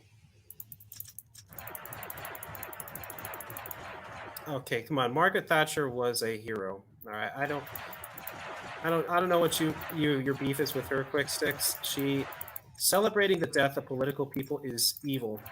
All right. I mean, let's say I went and celebrated the death of Bernie Sanders. Would that be appropriate? Let's say I went and celebrated the death of Mike Gravel, even though I hate Mike Gravel. That's scum, isolationist scumbag. And also, yes, he's a Holocaust denier. I don't, you know, so with Margaret Thatcher, she beat back the Argentinians and the Falklands. You know, unlike a lot of other people, who talked about, trying to bring about conservatism. I remember in the great courses listening to um, some stuff on Margaret Thatcher, and I always recommend the great courses. It's great. It's great content. Margaret Thatcher was the one who typically, tried to stand firm on defending conservative economic principle. Reagan tried, according to what the great courses was saying, the speaker for that, but sometimes he would back down due to outside pressure, and so he would do more limited stuff. And I lost. But but no, celebrating the people that you don't like of political figures. I'm not talking about a terrorist like Osama bin Laden, and I'm not talking about like a mass murderer like Saddam Hussein. No, if you support people, quick sticks, saying celebrating people dying who are politically different from them, then you're just evil. I mean, that's just a fact. I mean, that is just evil to the extreme. There just is no excuse for that. There isn't. Select a bonus to activate. And I have no bonuses.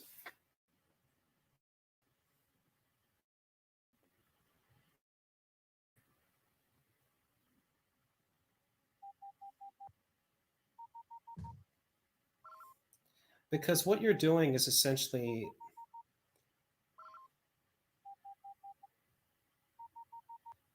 oh,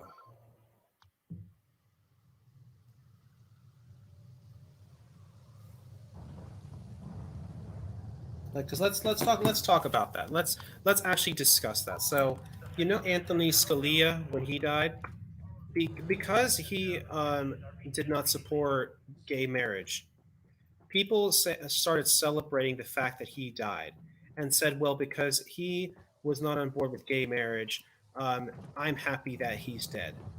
Are you serious? There are lots of people out there who have, their own personal reasons for saying, "Hey, I don't, believe in gay marriage, and I don't want to, and I don't want to get, and who voted, for traditional marriage." Okay, I think that gay marriage is not a problem. Because I would rather have people get married, than than essentially, engage in, frivolous relationships. And but and the thing is, if a person who's gay or bi or whatever wants to get married, I don't see that as a problem. But this is not. But that's while that's my opinion, because I'm a member of the log cabin Republicans. I don't judge people for believing in traditional marriage and wanting to defend it.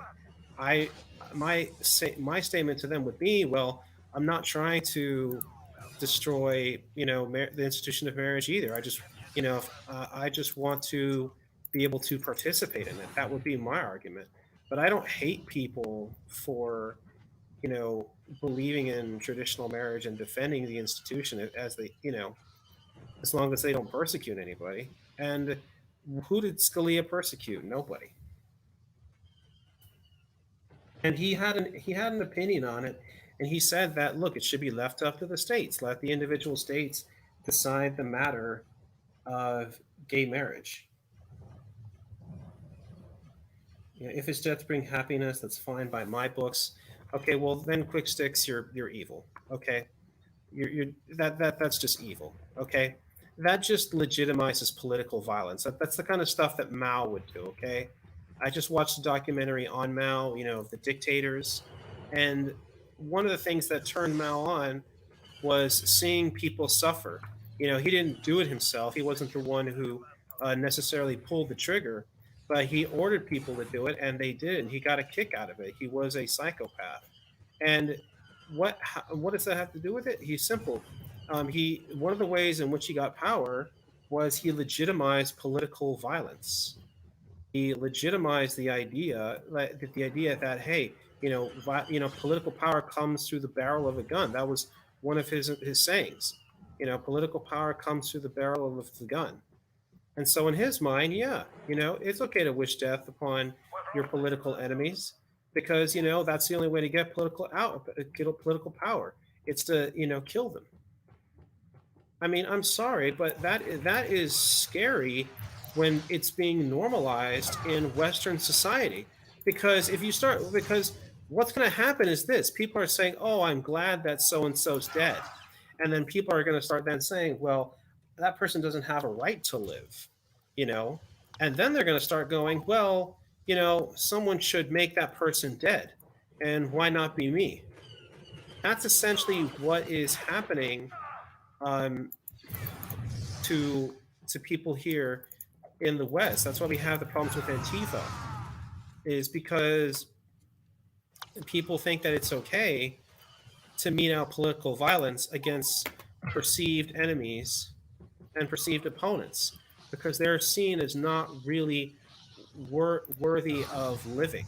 They're not really seen as people, and that is extremely dangerous. That's a situation in which we had the Spanish Civil War. The Spanish Civil War didn't come out of a vacuum. The Spanish Civil War, the conditions that created the Spanish Civil War. And there's an excellent British documentary on it that's like six or seven parts, and they talk about this. Is that the normalization of political violence? And yeah, I know you don't believe in the concept of evil, but that it doesn't matter whether you believe it or not; it exists. The fact of the matter is that the normalization of political violence against one's political opponents is what created the conditions for the Spanish Civil War. The idea in which you saw, okay, well, I'm not only do I hate you, I wish you were dead. Well, not only do I wish you were dead, I'm going to make you dead. Well, now that we've moved on from punching each other in the streets to fist fights, now we're going to move on to knife fights, and then guns, and then killing squads, which is exactly what happened in the Spanish Civil War. Okay, so let's not forget that these evils occurred because of the normalization of political violence.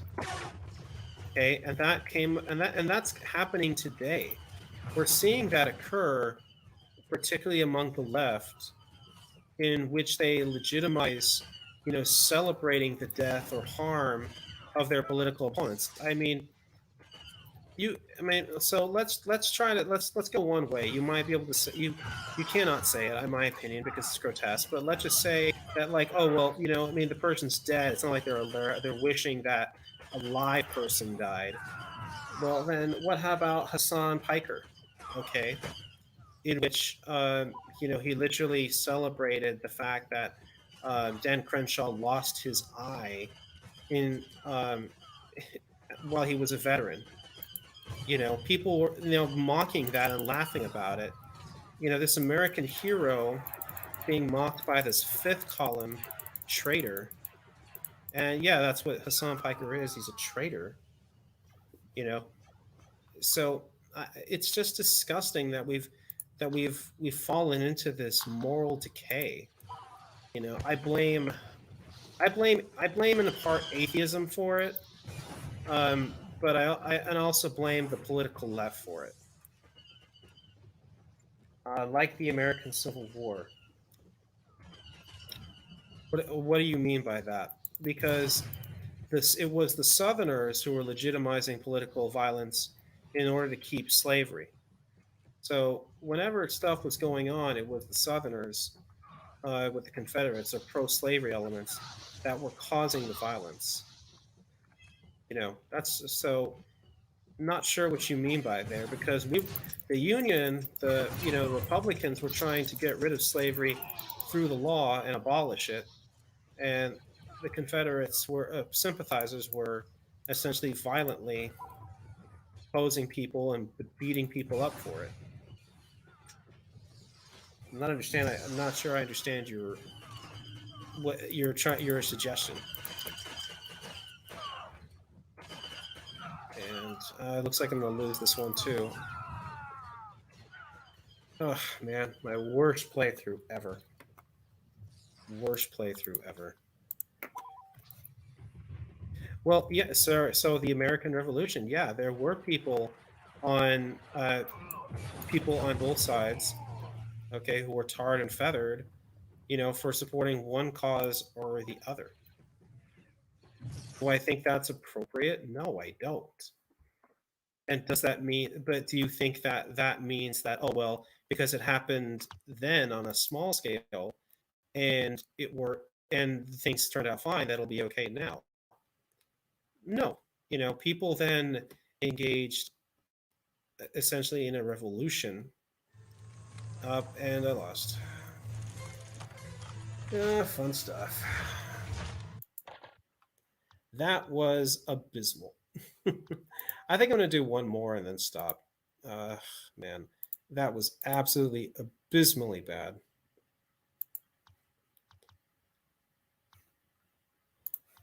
I'm going to do my favorite one.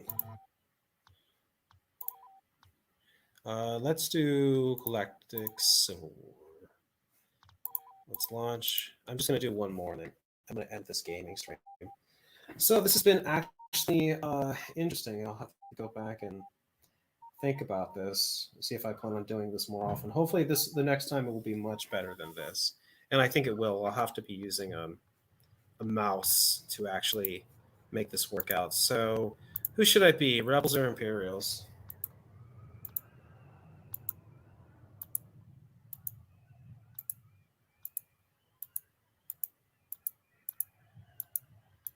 Celebration of death is fine in my books.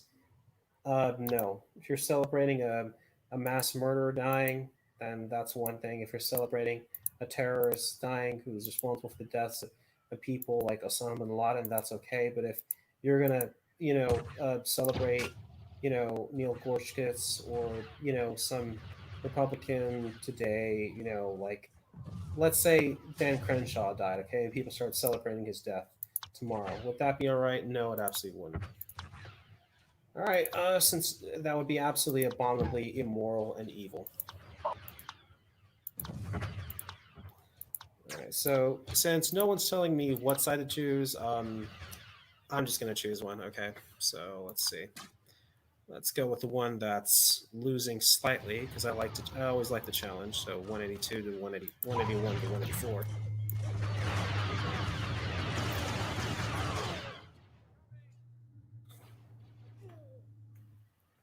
Their reinforcements are being depleted. Wait for the command post. We've lost the command post. Incoming. Get down. I hear something. Take cover. Oh, why does this look so much better?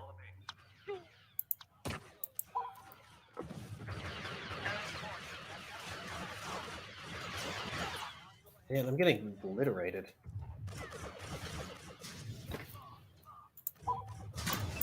It was fine. Thanks for asking, Dragon.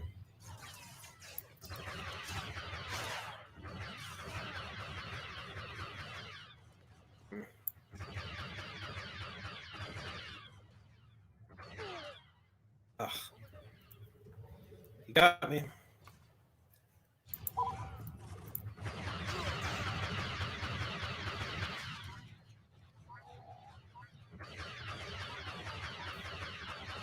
Wow, this is actually, oh man.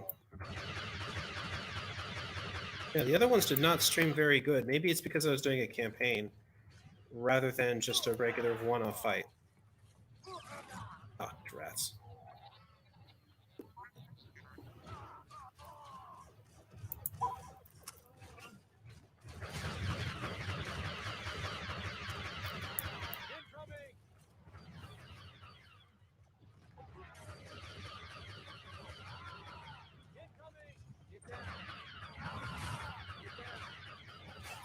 Oh man. You know, the Dark Troopers are kind of overrated, but they're a shotgun blast. If they get you, then bam, you're done. Says who? Says all moral decency. That's who.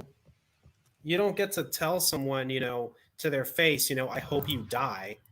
You get thrown in jail for that because those are fighting words. If I were to go and tell someone, I'm going to kill you, or I hope, then you can go to prison for that. Okay. If you say to someone, someone ought to make you dead, you can actually go to jail for that. All right. So celebrating someone's dying is just as repugnant in my mind. When they haven't done anything to deserve it, besides they didn't like the policies that you advocated for.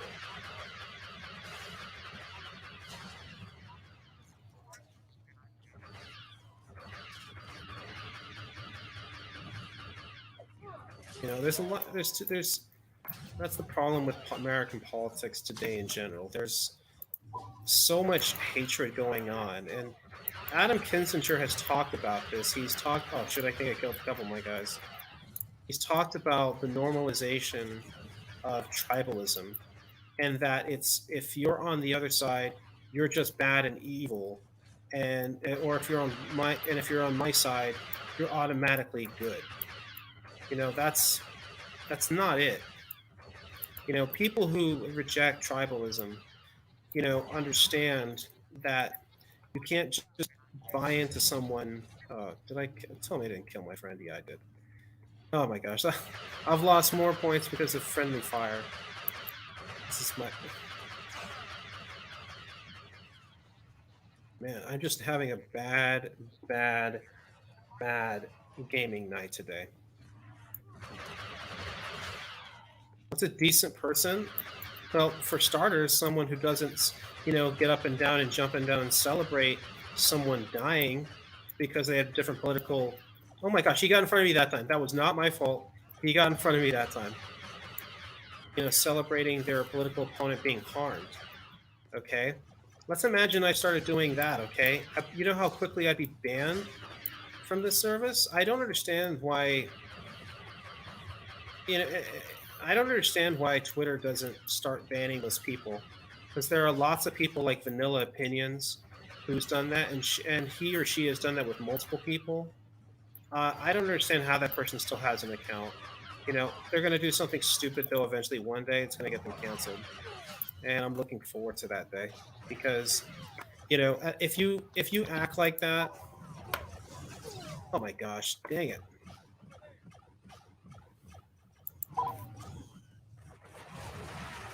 Okay. Oh no. Oh no.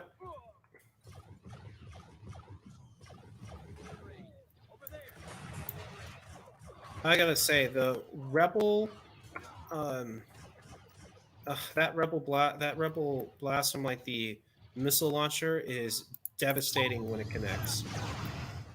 Oh dang it! All right. They've essentially taken that command post. There's no point fighting for it anymore. Over there.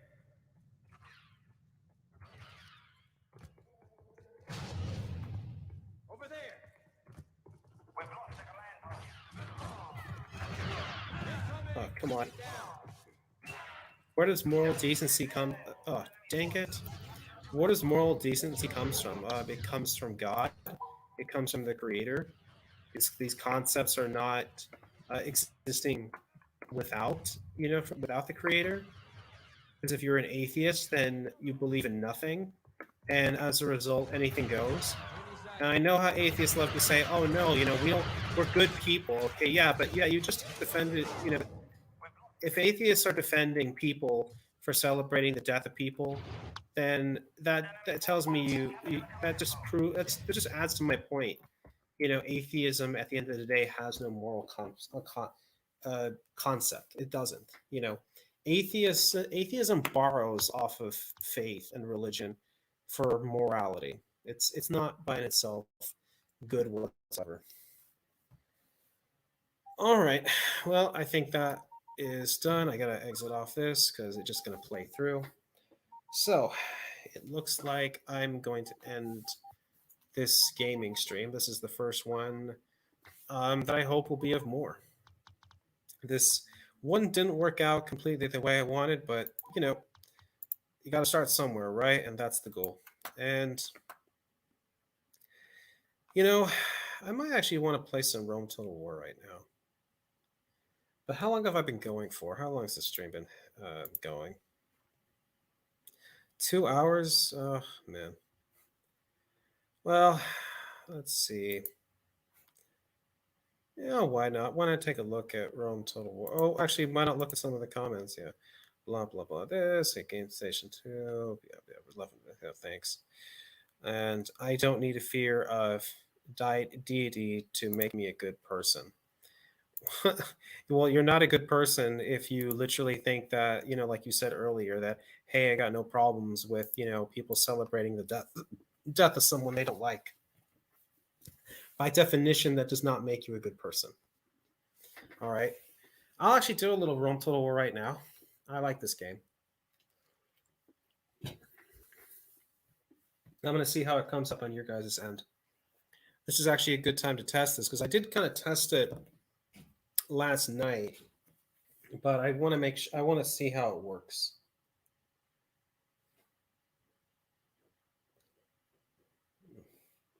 Okay, so it looks like it's coming up on your guys' screen because I'm watching on using my phone to watch this on YouTube to kind of test it.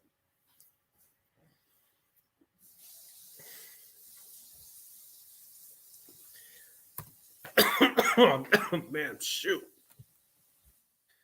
Let's see if anyone from Steam is talking to me.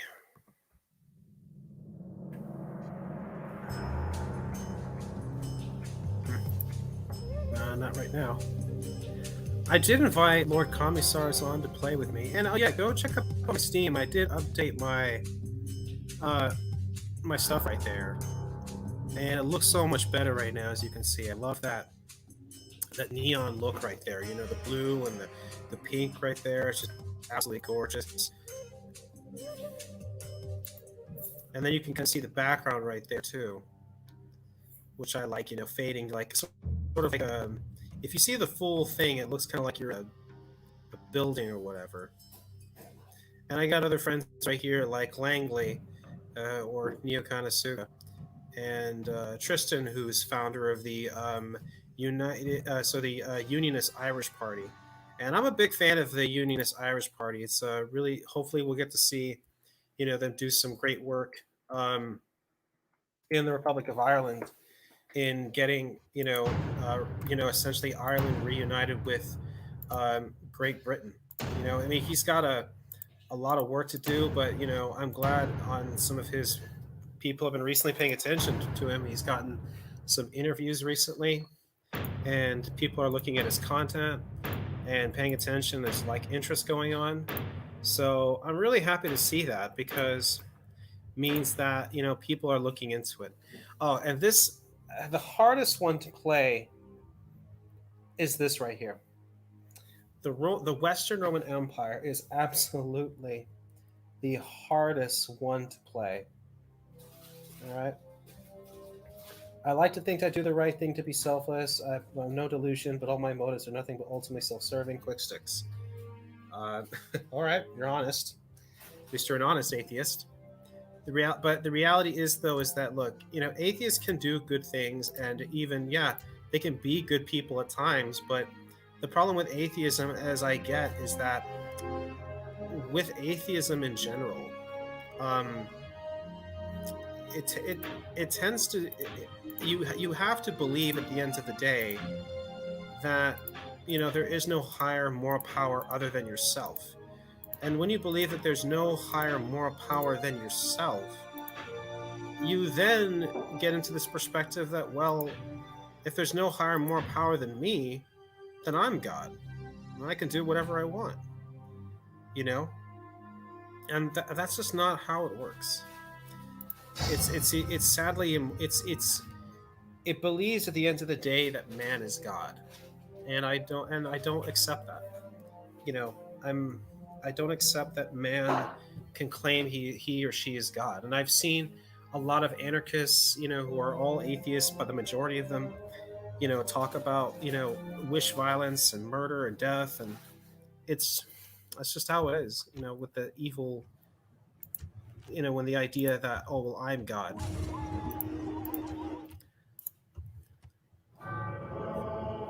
Yeah. Trust me, in this game, playing the Western Roman Empire is probably the hardest to do because, as you can see, the Western Roman Empire, um, and I would love to play Rome Total War 2. You literally have an empire that is literally just holding apart, by just barely. As you can see, most of your settlements are unhappy. You have a lot of settlements that need a lot of stuff going on, and you don't have the money for it. You've got a lot, as you can see, settlements that are literally like essentially right there 5% public order. Your empire is literally at the seams, like cracking. And this is the first turn is the most important in this game because you've got to make some really important decisions about what you're going to do.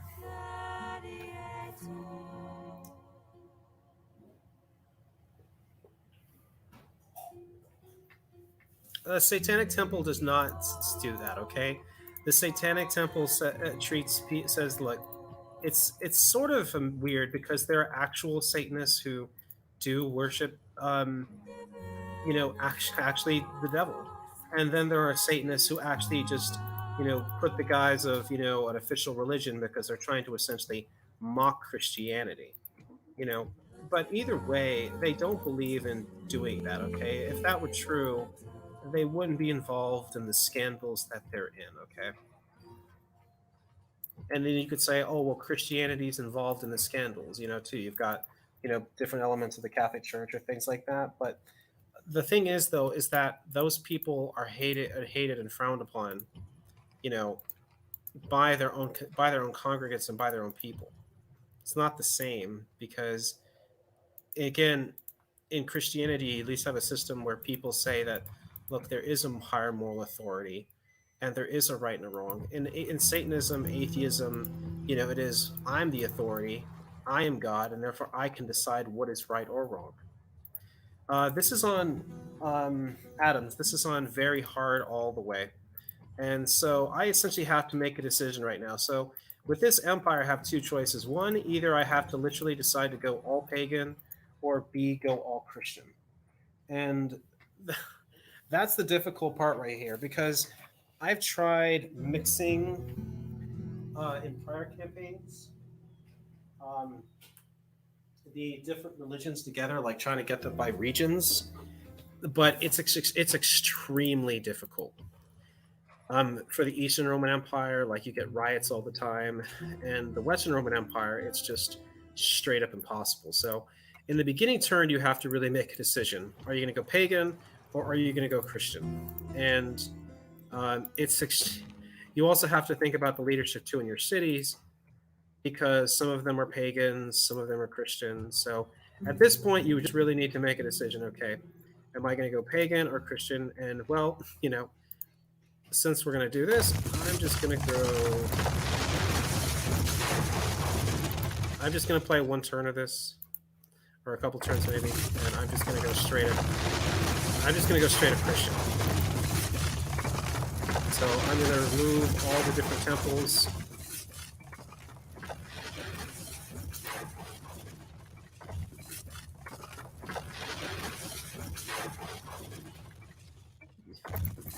Yeah. I probably should turn the sound off for that because that can get annoying.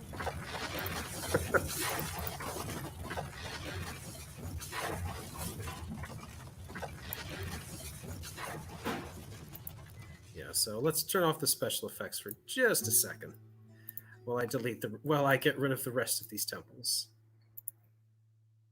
And also I'm going to destroy the Colosseums as well because the Colosseums are just money scratchers. They just drain on the treasury, and so I'm not going to make any arenas too either. I'm going to get rid of those and blow up and essentially get rid of all the pagan settlements and get rid of also all the arenas, including the Colosseum over in Rome, because it's just a money breaker, and my empire is going to go broke and bankrupt really soon. So I've got to essentially get rid of anything I can afford to, and my empire pretty much is in the next turn is going to go to civil war because it's the pagans versus the Christians, and not only that, just unhappy settlements. So with you're playing the Western Roman Empire, it's a very difficult playthrough because you're essentially on the back foot. You're on the back foot. Okay, and so now that I've got rid of all the buildings I want, now we can go. Now we'll go back to audio.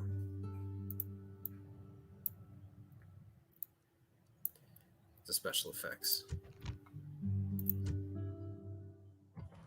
Okay, so this is the hard part right here too. You also have to really get rid of some of these fleets that you've got because you just don't have the means necessary to fund them all. So you've got to get them to port, and you've got to start essentially getting rid of some of them.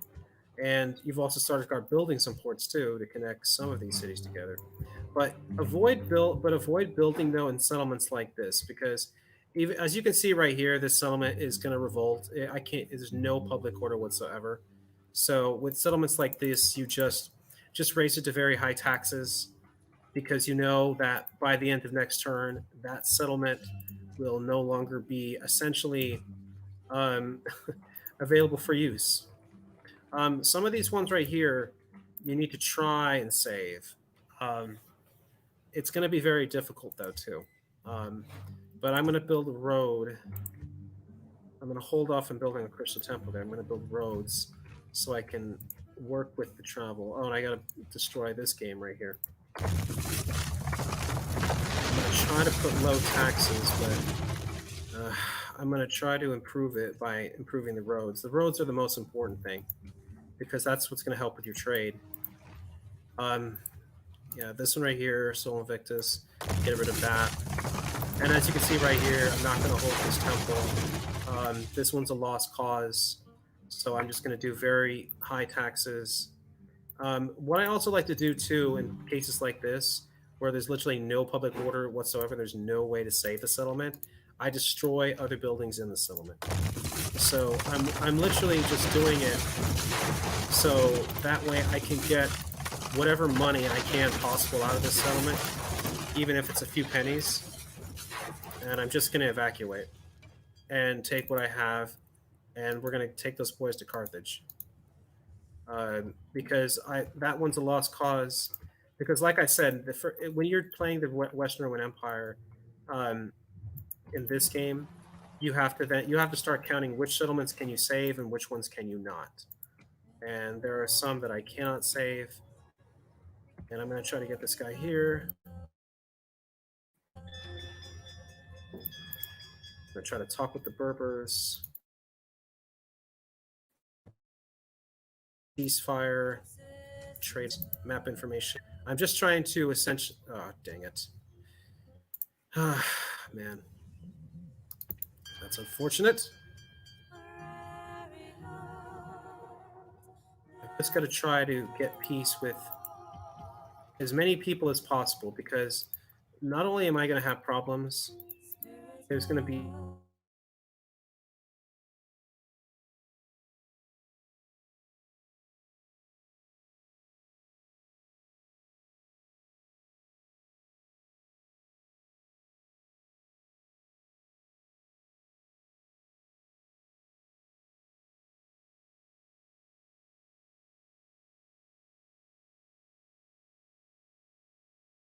oh,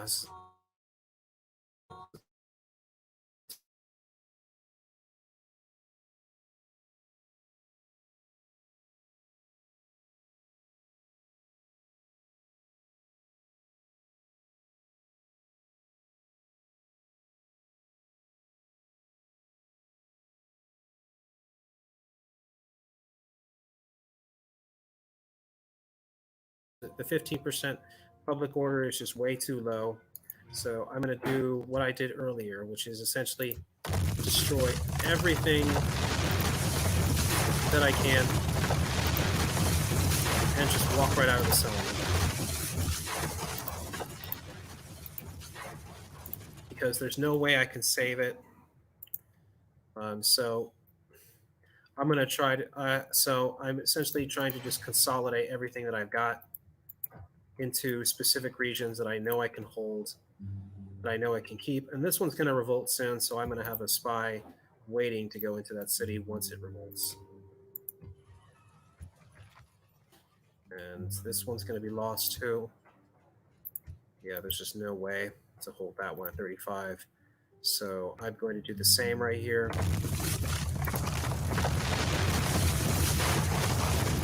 going to put the army there.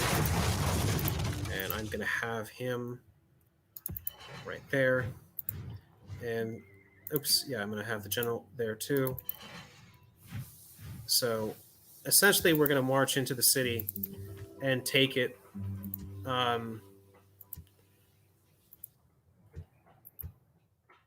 Once the enemy do what they do, which is essentially they're going to revolt. And can I save this one? No, there's just no way. So, same circumstance in this one. Destroy what you can and walk right out of the city. All right. Because there's so much. Essentially, like I said, the longest turn I think is the first one, because your empire is literally going to fall apart.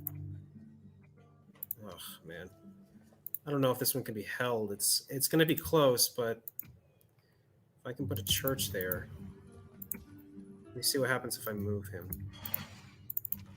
Because I have 15, so he's the only thing keeping that thing together. So I'm gonna hold him out for a second. I might make some mercenaries and attempt to hold that. And yeah, there's no way I'm gonna hold this one. This one's just too much.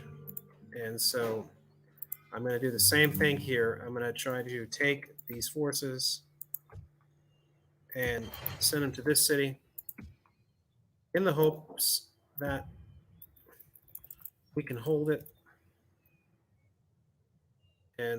But this one's going to go, so just do the same thing like I said. The first turn, just consolidate everything you have into specific settlements.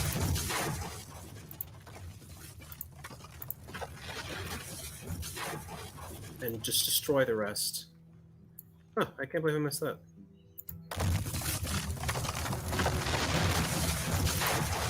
Yeah, I'm gonna lose this one too. So, and that's a bummer because, but that, dang it.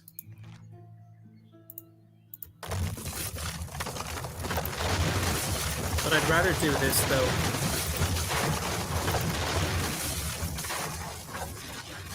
I'd rather do this than lose them all entirely. And I don't want to lose Londinium. So I'm going to send those guys in there. That's going to allow me to essentially hold that. And I'm going to keep these agents out here so they can kind of wreak havoc.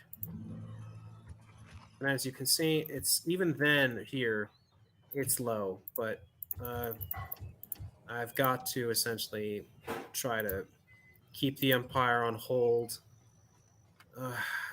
just long enough, And I'm going to be very careful about certain settlements like this because it's pagan and it's got a pagan governor, but I don't want them to revolt. So I'm not going to build a Christian temple yet. I'm actually going to build up the settlement in other ways. Ugh, man. And this one is going to be a problem. Yep. So no, I can't hold that one either. Can I hold this one? Yep. That one's 65, so I'm going to be able to hold that one. I'm not going to be able to hold that.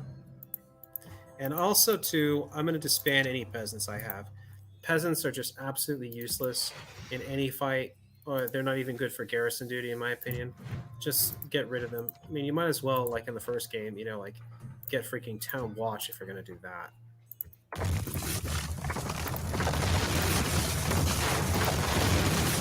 And literally, next turn is going to be like a civil war, I'm telling you. But it's important I get this. I get the empire situated, because I got no choice. There's going to be a lot of problems. So,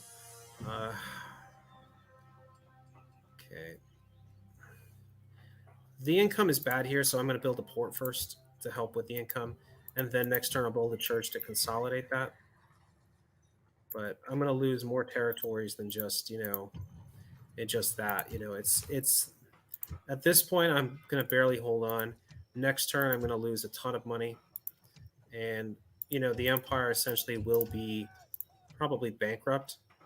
So I need to get some roads, and I'm going to lose this one too. So just go high as possible to minimize the amount of money I'm going to lose. And I actually might keep the market there, just because until I lose it, it helps me lose a little less money. And let's see right here. I don't. Oh my gosh, I don't want to lose Ravenna, but I don't know if I can even hold it. At this, I don't even know if I can hold it at this point. So races, see right here, look at that. You're going to lose over 4,000 at this settlement.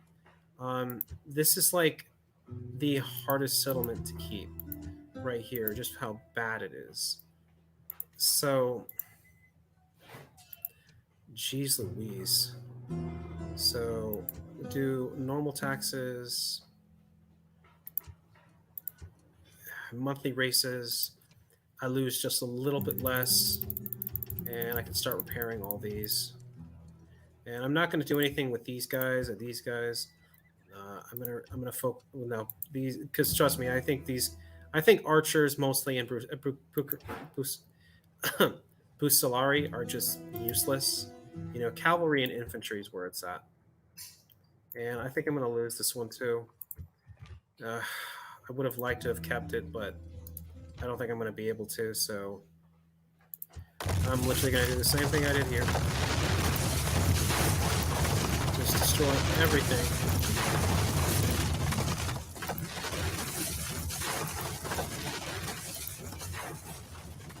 And then just walk right out.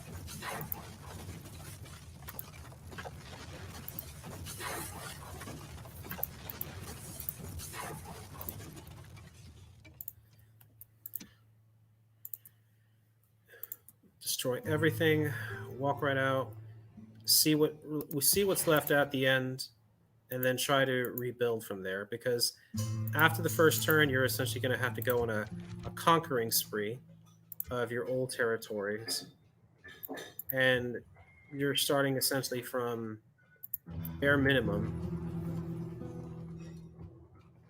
Yeah, and I'm going to lose that one, so I'm going to get my troops out of there because I don't want to lose them.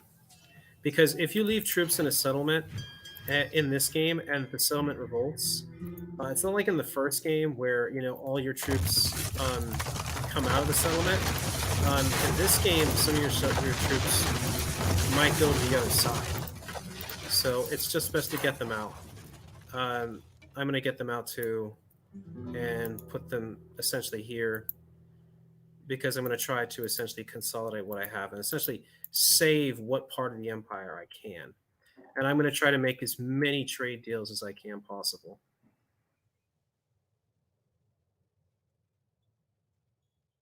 So let's see. I definitely have to try to keep the barbarians at bay. That's one of the biggest issues in this game because the barbarian tribes right to the north, they will attack, and their attacks are devastating.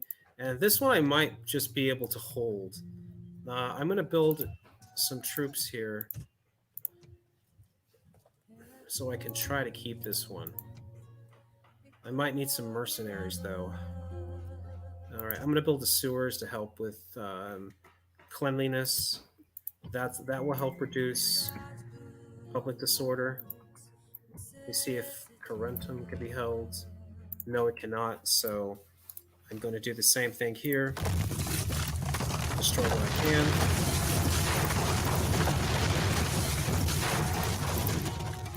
Increase the taxes to very high, which will guarantee that the settlement will revolt. So that way I don't have to deal with it later.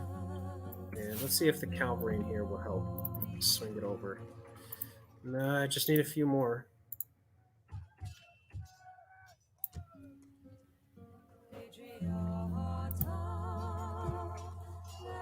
Let's get some Sarmatia Auxilia. Because these aren't bad. I like the Sarmatians Auxilia. They're good. They're a pretty good cavalry unit. Right.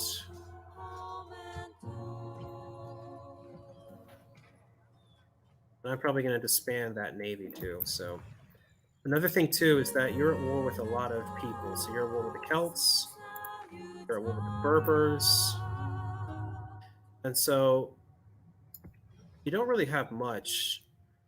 You're already at war. The empire is like practically bankrupt, and you have to essentially deal with that. So come on, move a little farther. Can they get in? Oh, no, they just barely don't. All right, so I'm going to try to hire one unit of mercenaries. Okay, so that puts it just in the blue. So that's exactly what I need. I want the settlements at least in the blue, knowing that if they're at least in the blue, I can hold them. All right, so this one's very pagan. So we have a Christian governor, we have a pagan governor. So I'm just going to focus on building the trade to prevent that settlement from going to the other side. Okay, this one I think is largely pagan too. Yeah, so I'm not going to build the Christian church yet because that will cause problems. So I'm just going to build a port to help with the trade. So because some of the settlements that are going to revolt are are are pretty much all pagan, and I might keep a few that are pagan majority, but I'm not going to put churches yet because that would cause disorder very much in the beginning, and I don't want that. So I literally am just trying to hold on with whatever I have and hope for the best. So, and Corrales is pretty good. Um, Normal taxes, so I'm going to build roads to help improve the trade. And I'm going to build one more troop there of yeah, of Leminche and those other guys. And I'm really going to try to just improve getting more money because the fact of the matter is that when your empire starts, you're pretty much well bankrupt and there's not much you have. So you have to start getting rid of some of your navy, just like I'm going to do right now. And I'm just trying to. You have to get essentially. You have to start get like just like the peasants I had. I got rid of the peasants. This one, I'm going to get rid of one of these naval units. I don't want to get rid of all of them, but I'm going to cut down at least one of them because I'm just at the point essentially where the empire is bankrupt. So I'm not sure what I want to do right here. I'm going to need to build a curia probably because I need the money, and the curia is going to help with that, especially in Rome because that city is essentially going to bankrupt. So I need to think of whatever I can get in settlements that are going to stay loyal and not revolt. And I also need to think about too invading the Celts because that's the only territory. There's very few territories that are available to the Romans to attack, to conquer in the beginning in the Western Roman Empire because of just how bad your internal politics are going to be. So yeah, I actually might even need to build right here a barracks just to get some basic troops because this situation and this thing is just bad. All right, so I think I've done what I can. I'm going to end that turn and go to this one.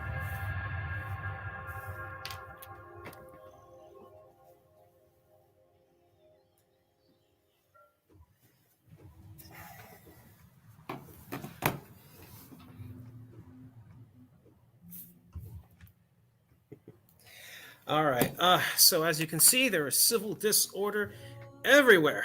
So let's go to As you can see right here, there is public disorder and chaos right after the first turn. So let's see. But the point is that you want to avoid a lot of these settlement issues by getting your troops out and by essentially leaving. Oh, did I forget to leave this city? Oh, I did. That was dumb of me.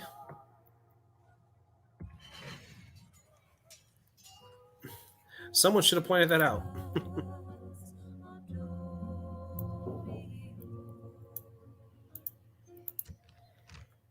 Let's see. Quick sticks. I'm going to bed now. I'll make a nihilist out of you later. Well, thanks for that.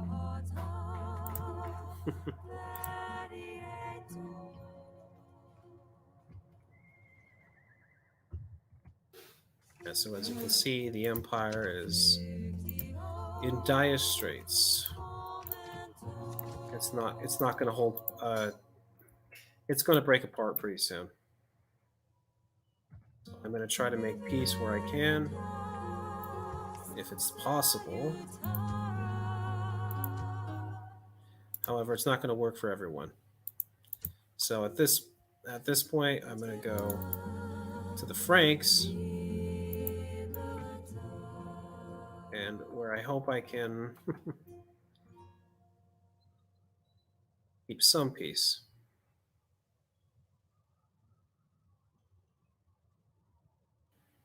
And I'm going to send these guys north.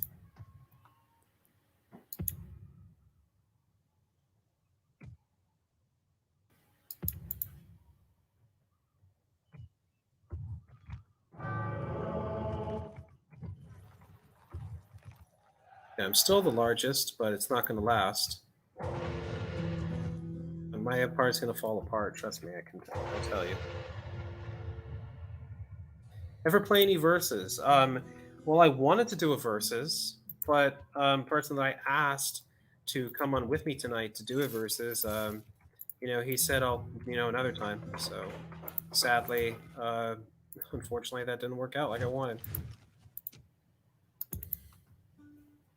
Because I don't mind doing a versus. I would love to do a versus. It's just, and look right there. I told you right there. See, I'm bankrupt already after the first turn. So that's the problem right there. Is that you're going to be bankrupt, and so that's why you have to just get what you need immediately, because you're going to lose a lot of it. Because the Western Roman Empire, like I said, just goes bankrupt very quickly. So pay for what you want in the beginning stages, because you're going to lose a lot of it, and I'm going to lose a lot of this too, which is sad. But I'm going to get rid of these peasants right here because peasants are useless. And I'm going to attack this army right here. Oh, drats, I can't attack them. Wait, why not? Okay, it's because of those troops from Metallonium came in.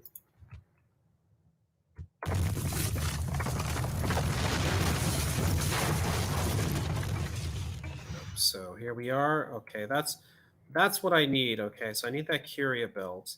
Thankfully, I still have the money. The money's coming in for that, but a lot of this stuff is gonna fall apart soon. And I want a port here so I can get some money, and I'm gonna disband that naval unit afterwards. But essentially, what I'm trying to do right now is essentially consolidate what I have and start from scratch. I need to go a little further and talk to some barbarian tribes. Now, people like to play it differently, but this is how I like to play it. I like to just know that if a civil war is going on, just let it happen. All right, so I got low taxes. I'm going to try to pull some troops out of here so I can. Okay, it's still at 95. I just want to keep it at least above 80. So we're still good.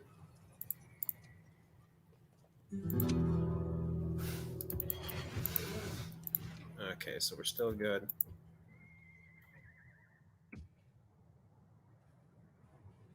I think we're going to leave it. One more. Nope. Don't want to keep it. Don't want it that. Don't want it that low. So send one of you back, and I'm going to send the rest up north to Ibaracum, because next turn we're going to try to invade the Celts over there, because it's really the only thing, one of the few things I can do. I mean, essentially at this point, like I said, the Roman Empire is going to fall apart, and I'm simply trying to consolidate anything I have left.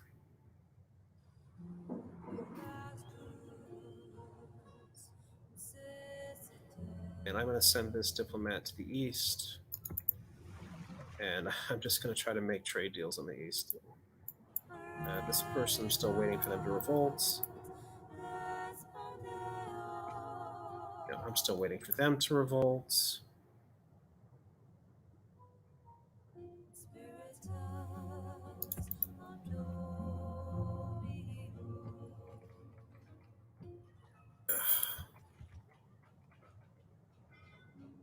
That's low taxes here, even though there's like nothing there. And that's the problem with this settlement. These settlements is that there's just nothing financially keeping them afloat.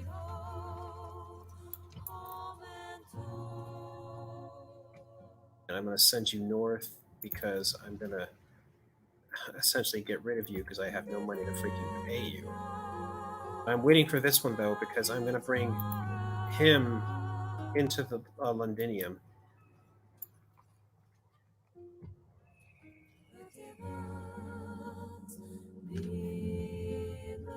and I'm bringing them to Carthage.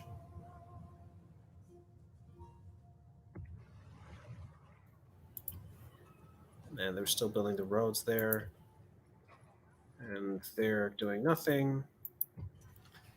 And let's see, that one's going to revolt. And that one right there, I need that Curia belt so I can try to get out of this hole that I'm in because AI spend policy, you can save, save, save because we are bankrupt. All right. There's really not much I can do at this point because the reality is that the empire, like I said, is going to fall apart. You know, do you think that the Western Roman Empire was destined to fall, or could it have survived? I read a book on that one, said that it could have survived. And as you can see right here, oh, I got one, I got two, three, four, five, six, seven, eight, nine settlements, all gone, all gone, all gone, gone, gone, gone, gone, and gone, and still some civil disorder in Ravenna and Avaricum. So two settlements that have not left, but of course, you know, so some marriage. And now the Eastern Roman Empire has the largest empire. Well, go figure, because I just lost all these different settlements.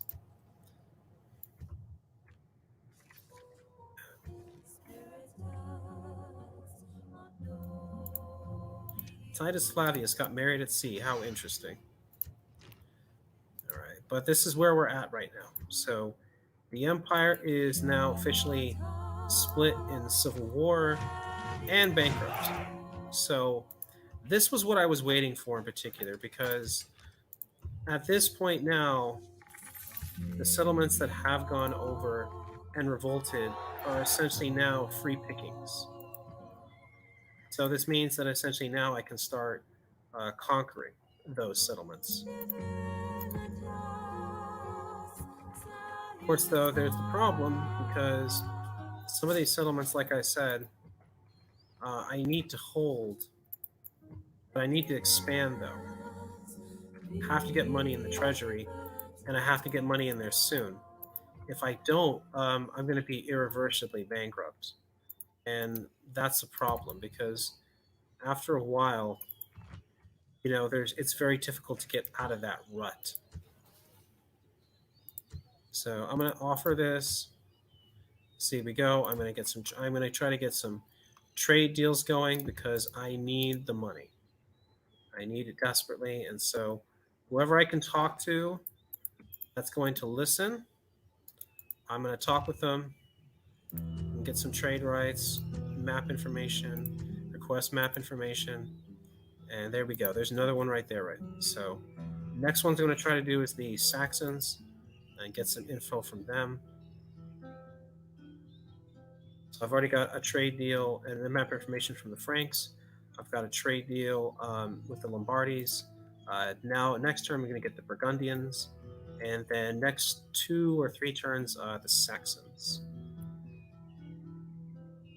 And as you can see right now, we are at war. And let's see. So I've got an agent. I'll march right next to the city. Yeah, lack of clear succession laws and heavy corruption destroyed Rome. You know, I mean, again, I mean, it definitely was the corruption had a huge part in it.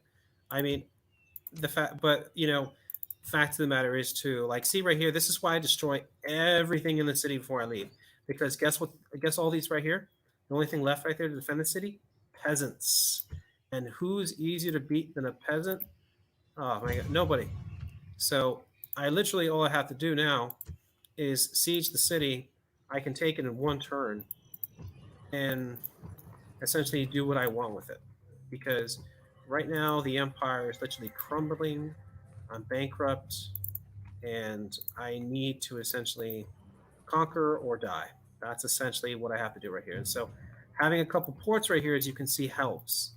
Building that port right there was important because now I can get something going. Because I have to essentially bring um, these, the regions that I've lost back into the imperial fold and do it, and essentially take them back. So with this one right here, I'm going to lower the tax rate, even though I'm going to lose absolutely incredibly. But oh, I think I have an invite for a battle. All right, actually, I think I might just save this one. So I'm going to put this one under another try. I don't know what that one was, but you guys should see my Zoa Who. That was a good one because I conquered the world. But we'll continue that campaign another time.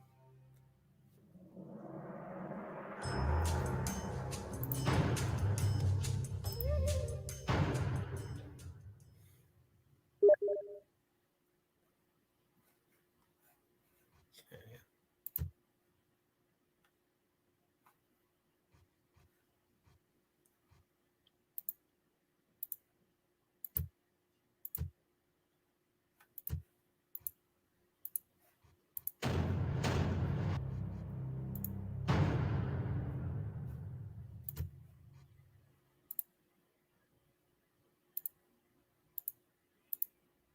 Hmm.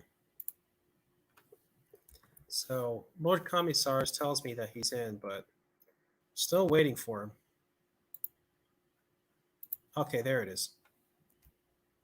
And oh, look how cute that was. He even put up a little uh, Stalin thing.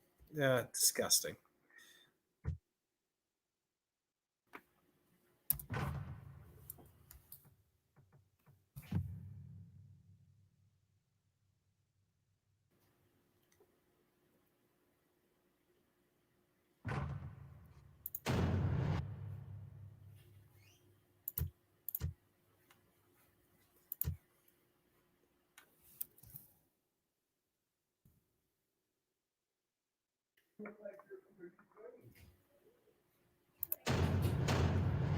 Hmm.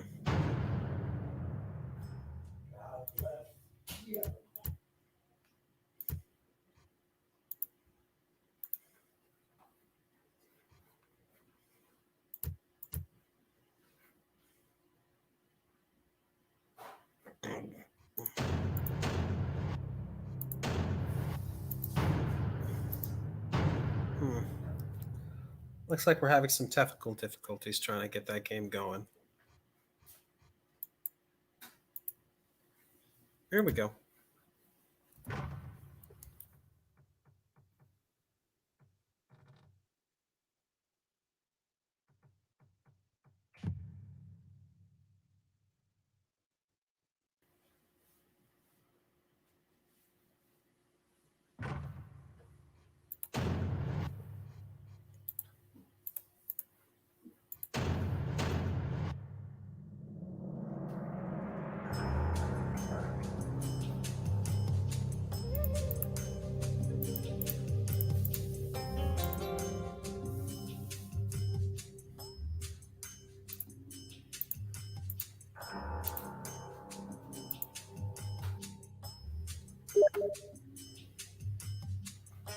Pawns.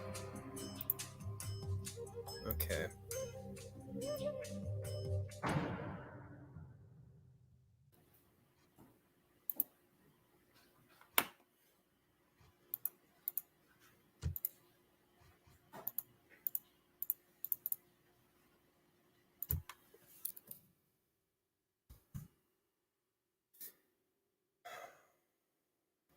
All right. So he's having trouble getting this going. So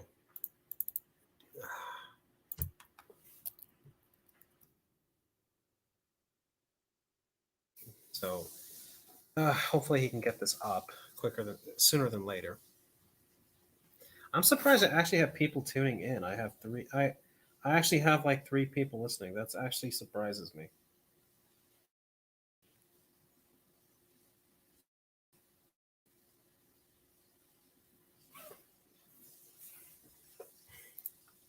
Okay, so here we go.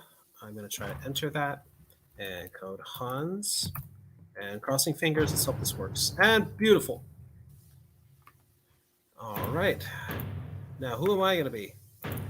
Trust me, knowing Lord Commissars, who is family, he's going to choose something that he thinks is going to match perfectly with the other side because I know my family. My family loves to do that. So that's how they do it. So, I just kind of have to adapt to it. But but hold on a second.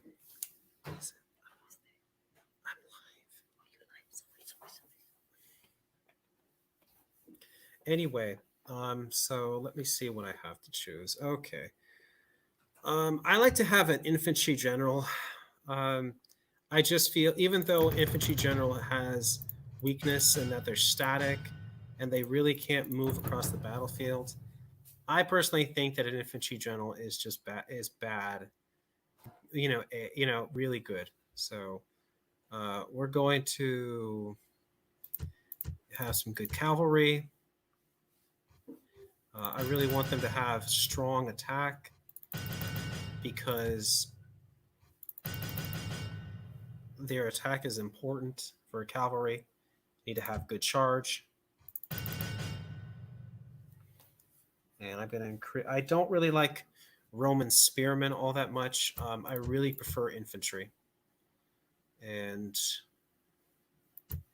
I'm probably going to get overwhelmed. So I'm going to remove one of those cavalry so I can get a few more infantry in.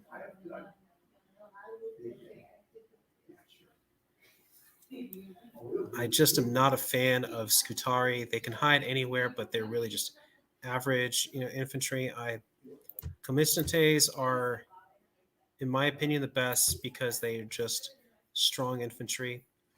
He's, I don't think I have the best army. He's probably going to win, but I prefer to have uh, an army like this. I think this is good.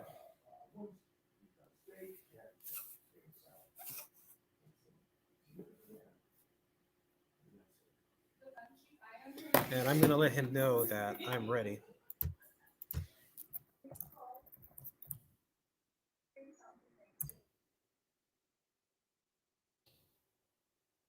And I'm just reminding him that we're live.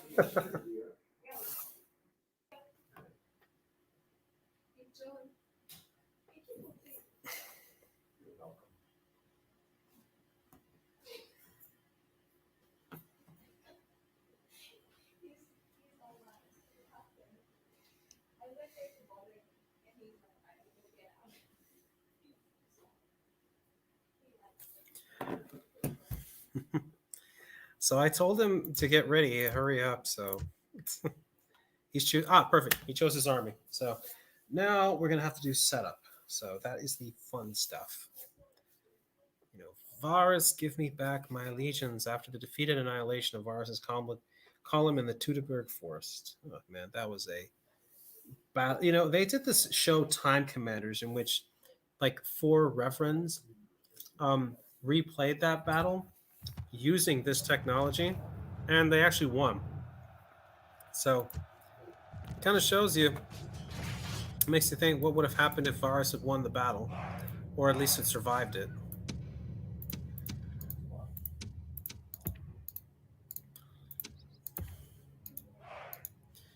So I have a strong infantry army. Knowing Lord Commissar, he's probably chosen heavy cavalry army. But I'm not going to give him the advantage. I would, let's see. I mean, I could be in the hill, but if he's got strong cavalry, just but knowing him, he'll probably want to attack me. But I've got no reason to want to get off that damn hill. I think that I'm strong there, so he can come to me.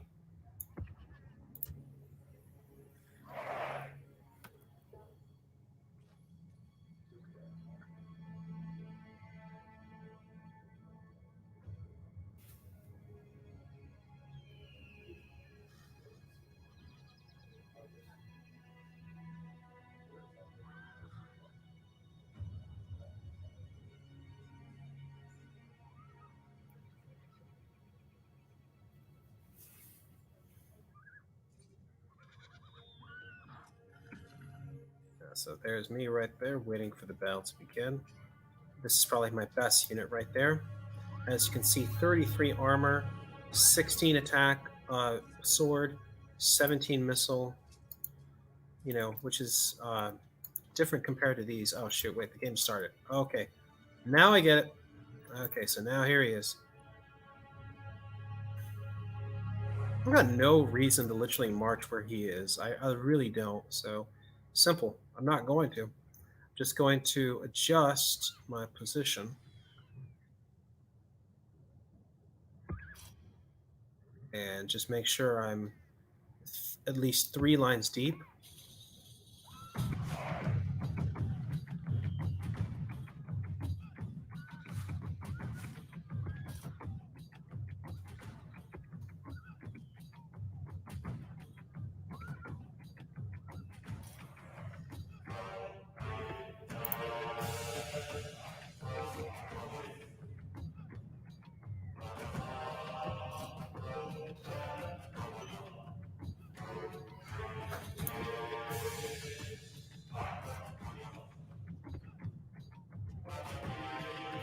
Okay, so he's moving in.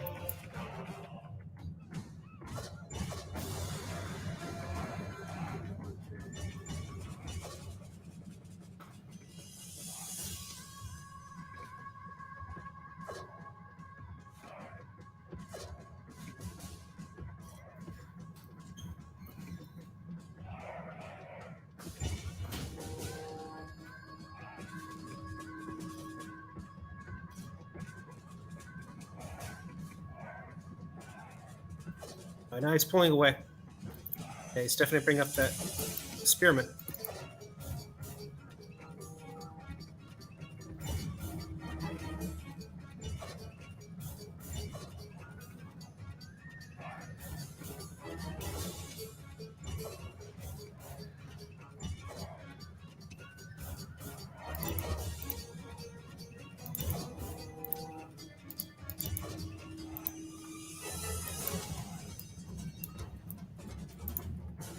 Okay, so he's flaying.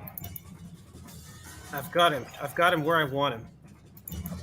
I've got most of his units trapped. He's got some reserves, but I think now I should start throwing my units in. I think they've got him.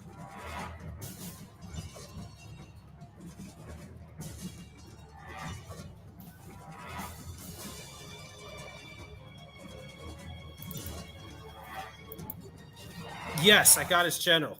I got his general. Perfect. All right. He's trying to flank me, but it's not going to work. Yeah. Too little, too late. Now to send in the cavalry to help.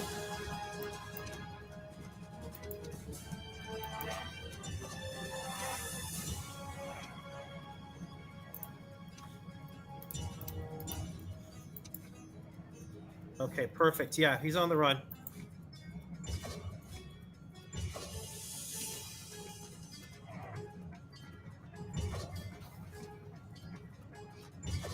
So I'm going to keep some of those cavalry after his men to ensure that I get behind him. Okay, yep, they're on the run. It's going to be a rout at this point.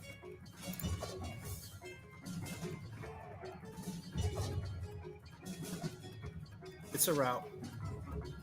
There's no way these guys can hold out at this point. Yep, they're gone. Perfect.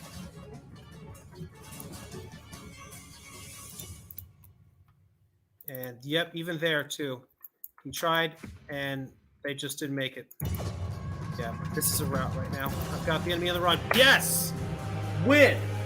Boom! Yeah, I'm going to save that battle replay. Thank you very much. I'm going to do LOL. I'm going to do, to celebrate my first victory on my stream, I'm going to do Neocon Action 1 and save this replay as Neocon Action 1. So, heroic victory. I won 638 kills. He had 243. I had 518 men remaining. He had 111. And boom. Oh, man, this is just absolutely gorgeous. Oh, man. Oh, dang it. Oh, this is just gorgeous. So I'm gonna save that replay. So, Lord Commissars, I'm gonna send him a little message if I can. Oh man, I still haven't figured this thing out completely. But it was a lovely win. So I'm just gonna say, Neocon action, baby. Oh, that was perfect. Oh, that what a way to celebrate! Man, what a way to actually celebrate my first gaming stream to beat Lord Commissars and do so with a heroic victory. Oh, man, it's beautiful. So I saved that replay. I can't wait to watch that. But that was important. That was so important to have. All right, yeah, Dragon. I know you're here, man. I've been listening, seeing you. Good. I hope you're listening. I'm glad that you've been tuning in, my friend. All right. So I think I'm actually going to end my stream right there.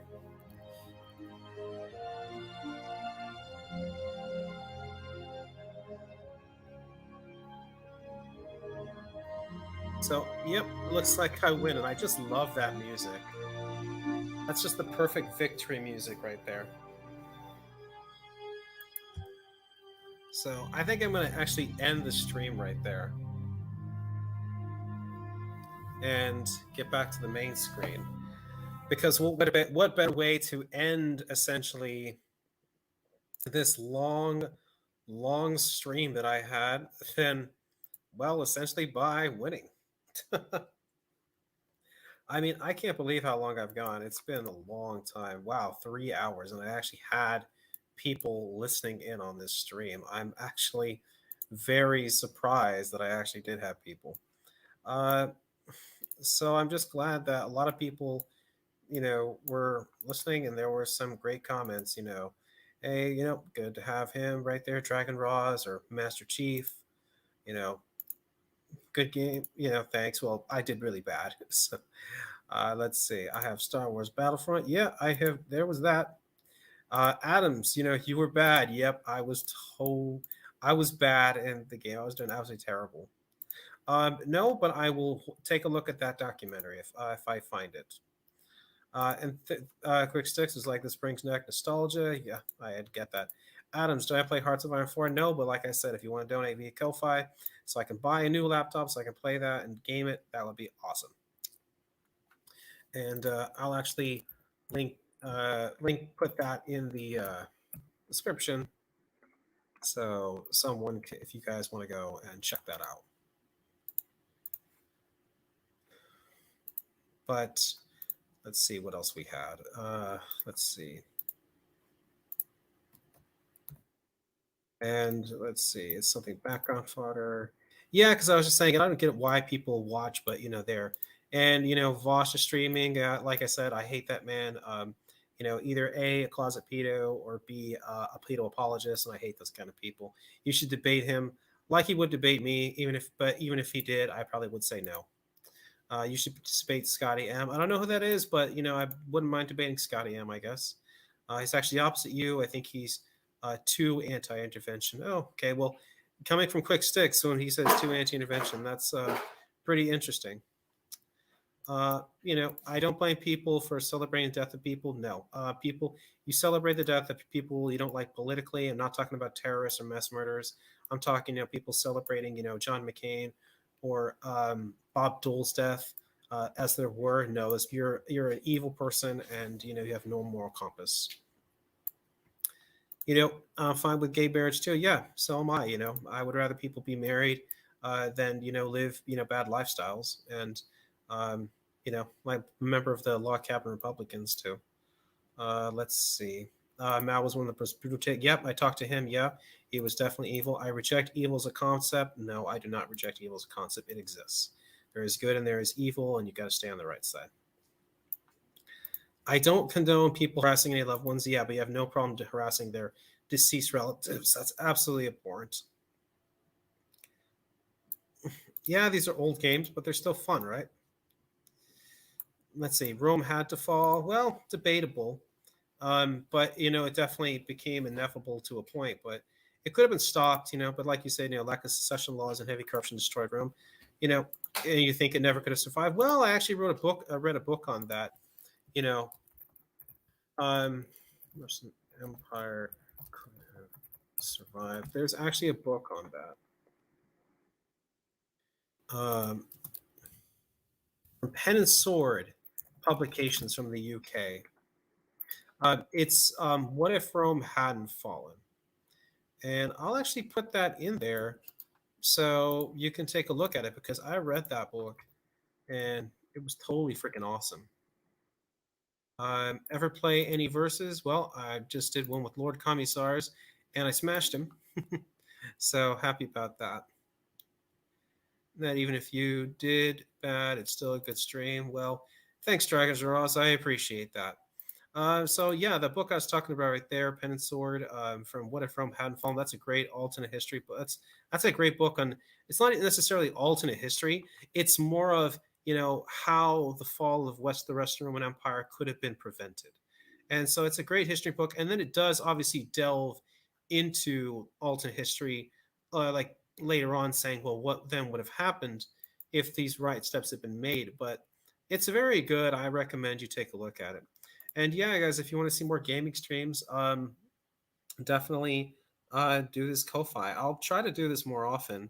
But I think for YouTube, I'm just going to make these videos unlisted just because they're so long, and I don't, this is more of like a Twitch thing, I think. And so, but anyway, thanks for coming on, guys. I really appreciate it. This was my first gaming stream. I don't know whether I'm going to call it Ghoul Gaming or, Neo Gaming or something like that, because I do Neo debates, Neo conversations. This might just be Neo Gaming, or Neocon Gaming. Who knows? I'll think of a name for this series.